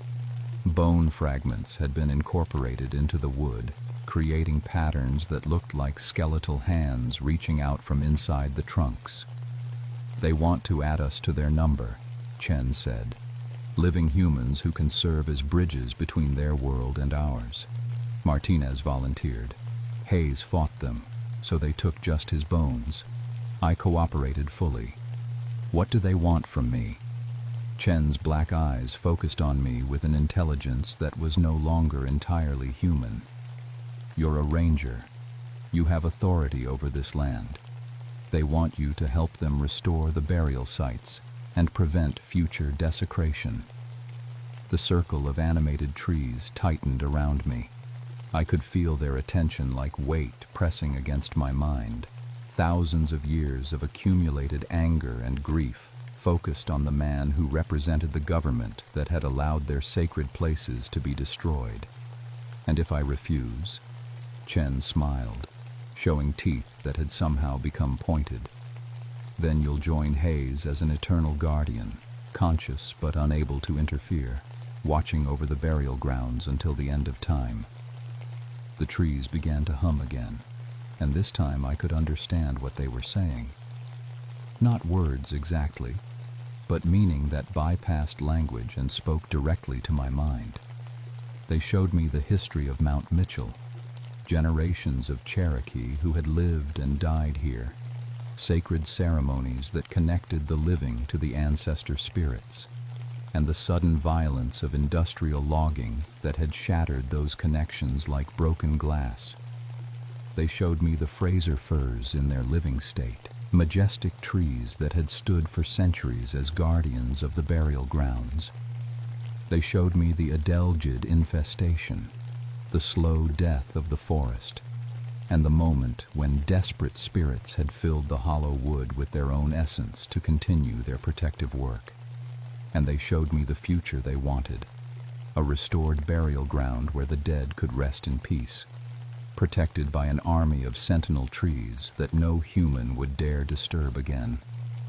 The only question was whether I would help them willingly or become another skeleton sitting guard over their sacred places. The trees stopped humming and waited for my answer. I had perhaps 30 seconds before the walking trees reached me, their bone-studded bark faces twisted in expressions of ancient fury. Chen stood motionless in the center of the burial ground, his black eyes reflecting starlight that couldn't penetrate the heavy clouds overhead. The Cherokee ancestor spirits moved between the dead firs like smoke, their translucent forms growing more solid with each passing moment. "Wait," I called out, raising my hands. "I need to understand something first." The trees paused, branches swaying despite the complete absence of wind. "You're protecting burial grounds that were disturbed by the logging company," I continued, fighting to keep my voice steady. "But that happened 20 years ago. Why are you acting now?" Chen tilted his head, considering the question. "Time isn't linear here anymore. Past and present exist simultaneously, but the immediate trigger was our weather monitoring equipment." "Weather equipment?" "We drove metal stakes into the ground to anchor our instruments," Chen explained. "Those stakes penetrated the burial mounds. The spirits interpreted it as another attempt at grave robbing."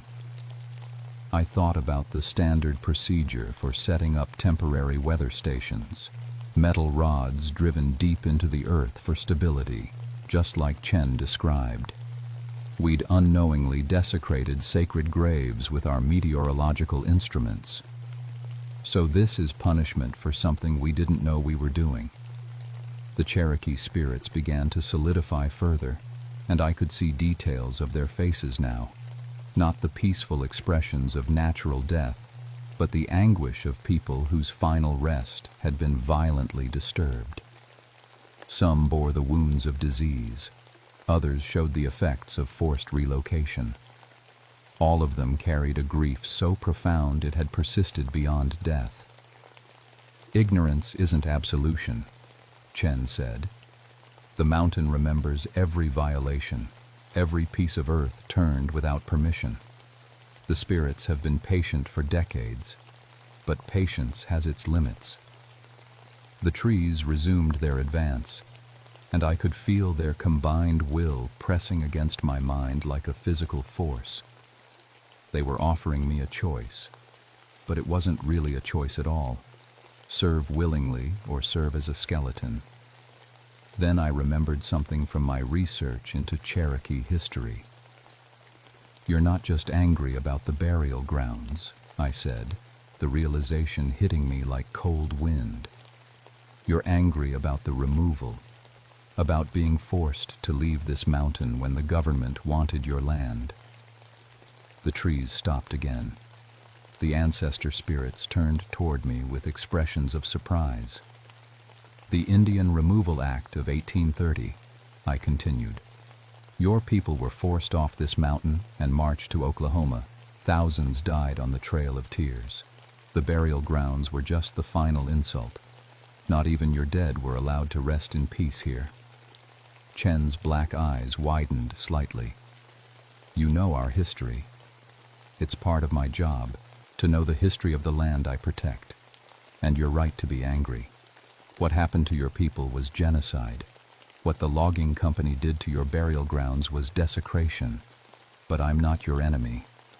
The humming from the trees changed pitch, becoming less threatening and more questioning. I'm a ranger, I said, stepping forward despite every instinct screaming at me to run. My job is to protect this mountain and everything on it. That includes Cherokee sacred sites, whether they're marked on the maps or not. The ancestor spirits began to communicate among themselves in rapid Cherokee, their voices like wind through dry leaves. I couldn't understand the words, but the tone was argumentative, some angry, others thoughtful. What are you proposing? Chen asked. Partnership. Help me survive this, and I'll work with the Cherokee Nation to have the burial grounds officially recognized and protected. No more development, no more logging, no more weather stations or hiking trails through sacred areas. And how do we trust a government representative? Your people have broken every promise they ever made to ours. It was a fair question. The federal government's record with Native Americans was an unbroken chain of betrayals and broken treaties. Because I'm not asking you to trust the government, I said. I'm asking you to trust me, Samuel Ironside, father of 2 daughters, whose word is his bond. I give you my personal guarantee that I will spend the rest of my career protecting this mountain. The trees began to hum again, but this time the sound was almost melodic. The ancestor spirits gathered in a circle, their debate growing more intense. I could see gestures and expressions that suggested deep disagreement about whether to trust me. Chen approached, his black eyes studying me carefully. They're discussing whether you're sincere or just trying to save your own life. Both, I admitted. I want to live. But I also want to do the right thing. Those burial grounds should have been protected from the beginning. And if the Forest Service overrules you, if the government decides the weather station is more important than Cherokee graves, I thought about my daughters, about the world I wanted to leave them, about the responsibility that came with wearing a ranger's badge. Then I'll resign and work with the Cherokee Nation directly. This mountain has guardians now, whether the government recognizes it or not. Better to have them as allies than enemies. The ancestor spirits reached some kind of consensus. The eldest, a woman whose face bore the proud bearing of a clan mother, approached until she was close enough to touch. Her hand passed through my chest, and for a moment I felt the full weight of her people's history, the beauty of their connection to this mountain, the horror of their forced removal, the rage of seeing their sacred places destroyed. But I also felt hope, the possibility that the cycle of desecration might finally end. She spoke a single word in Cherokee, then stepped back to rejoin the other spirits. Wado, Chen translated. Thank you. The animated trees began to withdraw, their bark faces losing the expressions of fury and returning to simple wood patterns. The humming faded to a gentle whisper, and the oppressive weight of their attention lifted from my shoulders. You'll remember this, Chen said, but you won't be able to prove it happened. The spirits are returning this section of Mount Mitchell to normal space and time. Your radio will work again. Your GPS will show the correct coordinates. but the weather data from the past 3 days will show only normal winter storm conditions. What about you? And Martinez and Hayes? Chen looked toward the dead Fraser fir where Dr. Martinez was still embedded in the trunk. As I watched, the bark began to release her, and she slumped to the ground unconscious but breathing. The skeleton of Dr. Hayes simply fell apart, his bones scattering naturally, as death should have claimed him days ago. I chose to stay connected to the spirit network, Chen said. Someone needs to serve as a liaison between worlds. I'll watch over the burial grounds and make sure they're never disturbed again. The black faded from his eyes, returning them to normal brown. But I could see something else there now, an ancient wisdom that hadn't been there before. What do I tell the Forest Service? Equipment failure due to severe weather. 2 casualties from exposure. 1 scientist chose to remain on the mountain for extended research. It's all technically true. The ancestor spirits were fading now, becoming translucent again as the connection between worlds weakened. But before they disappeared entirely, the clan mother spoke one more time. Chen translated. She says the mountain will know if you keep your promise, and if you don't, the trees will remember. I carried Dr. Martinez down Mount Mitchell on an improvised stretcher, my radio working perfectly now and my GPS showing normal coordinates. The rescue team met us at the parking area, and Martinez was unconscious with severe hypothermia, but alive. The official report stated that Dr. Hayes died from exposure and that Dr. Chen chose to remain on the mountain for extended cold weather research. All technically true, as Chen had said. Dr. Martinez recovered fully, though she claimed no memory of the 3 days on the mountain beyond falling asleep in the weather station and waking up in the medical tent. The Forest Service attributed her memory loss to hypothermia-induced confusion. She never returned to Mount Mitchell, transferring to a weather station in Arizona within the month. The weather data from our equipment showed exactly what Chen predicted. Normal winter storm conditions with no supernatural temperature spikes or impossible wind patterns. The investigation concluded that equipment malfunction combined with severe weather had led to confusion and tragedy. Case closed. But I kept my promise. It took 6 months of careful research and delicate negotiations, but I managed to connect with the eastern band of Cherokee Indians and share the location of the burial grounds.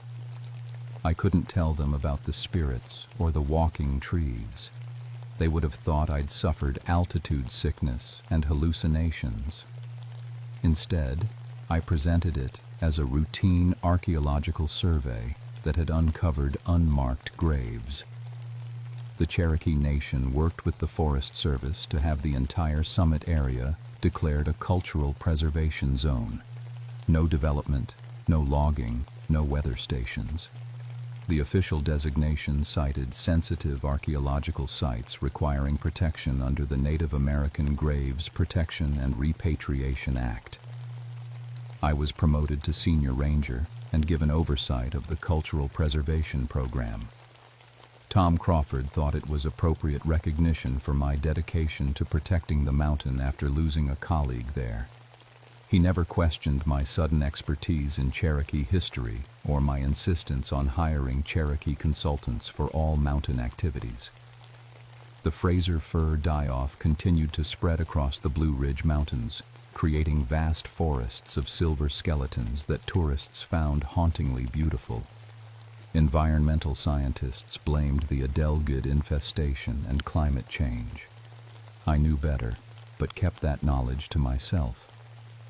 Sometimes when I led educational tours through the lower elevations of Mount Mitchell, I would point out the dead trees and explain their ecological importance. Even in death, they continue to serve the mountain.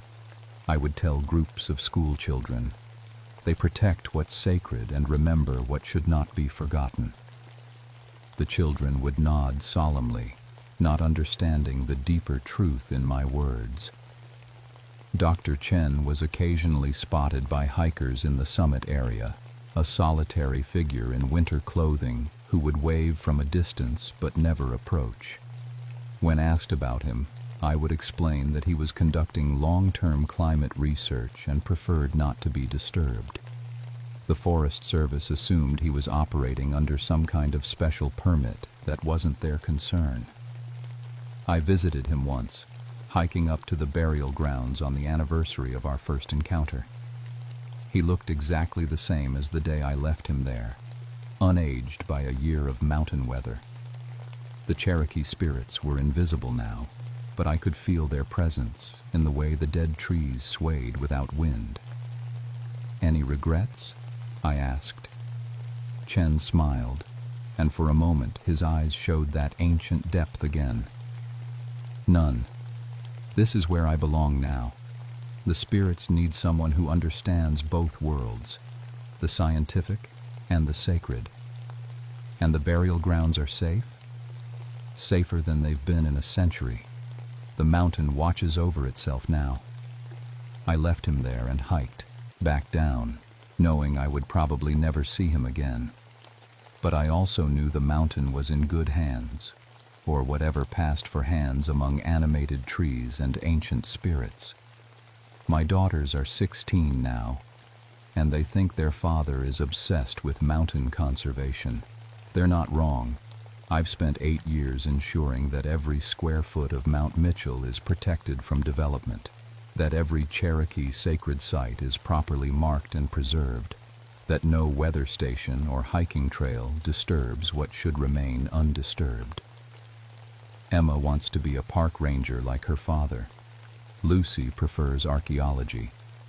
Both of them have grown up hearing stories about respecting the land and understanding its history. They don't know the full truth about what happened to me on Mount Mitchell, but they understand that some places are sacred for reasons that go beyond science. The official Forest Service records show that the weather station incident resulted in improved safety protocols and cultural sensitivity training. What they don't show is that Mount Mitchell has been removed from the list of potential sites for new development projects. Every proposal that crosses my desk gets quietly filed under environmental concerns or cultural restrictions. Some places are protected by laws and regulations. Others are protected by forces that exist outside human understanding. Mount Mitchell is fortunate to have both. But the Fraser fir die-off continues to spread, and I sometimes wonder if other mountains are awakening their own guardians. There have been reports from the Great Smoky Mountains of hikers becoming disoriented in areas with extensive tree mortality. Strange sounds in the forests of Virginia. Equipment failures in West Virginia at sites where mining companies have been too aggressive with their excavations. Maybe the spirits on Mount Mitchell were just the beginning. Last month, I received a letter from a ranger in Colorado asking about protocols for investigating missing persons in areas with extensive beetle kill tree mortality. The letter mentioned unusual acoustic phenomena and GPS anomalies that reminded me strongly of my own experience. I wrote back with careful advice about respecting indigenous cultural sites and consulting with tribal authorities before conducting operations in sensitive areas. I also included my personal phone number and a note that said, "If you encounter anything that can't be explained by standard Forest Service protocols, call me immediately." Because I learned something on Mount Mitchell that every ranger should know. The land remembers everything, and some places will defend themselves when pushed too far. Our job isn't just to protect people from the wilderness. Sometimes it's to protect the wilderness from people. The trees remember, the spirits endure, and some promises, once made, bind you to service that extends far beyond your official duties. My name is Samuel Ironside, and I've been keeping watch over Mount Mitchell for 8 years now. If you're reading this, it means something has happened to me, and the responsibility has passed to someone else. Keep your promises, respect the sacred places, and remember, dead trees can walk when they need to. The mountain is counting on you.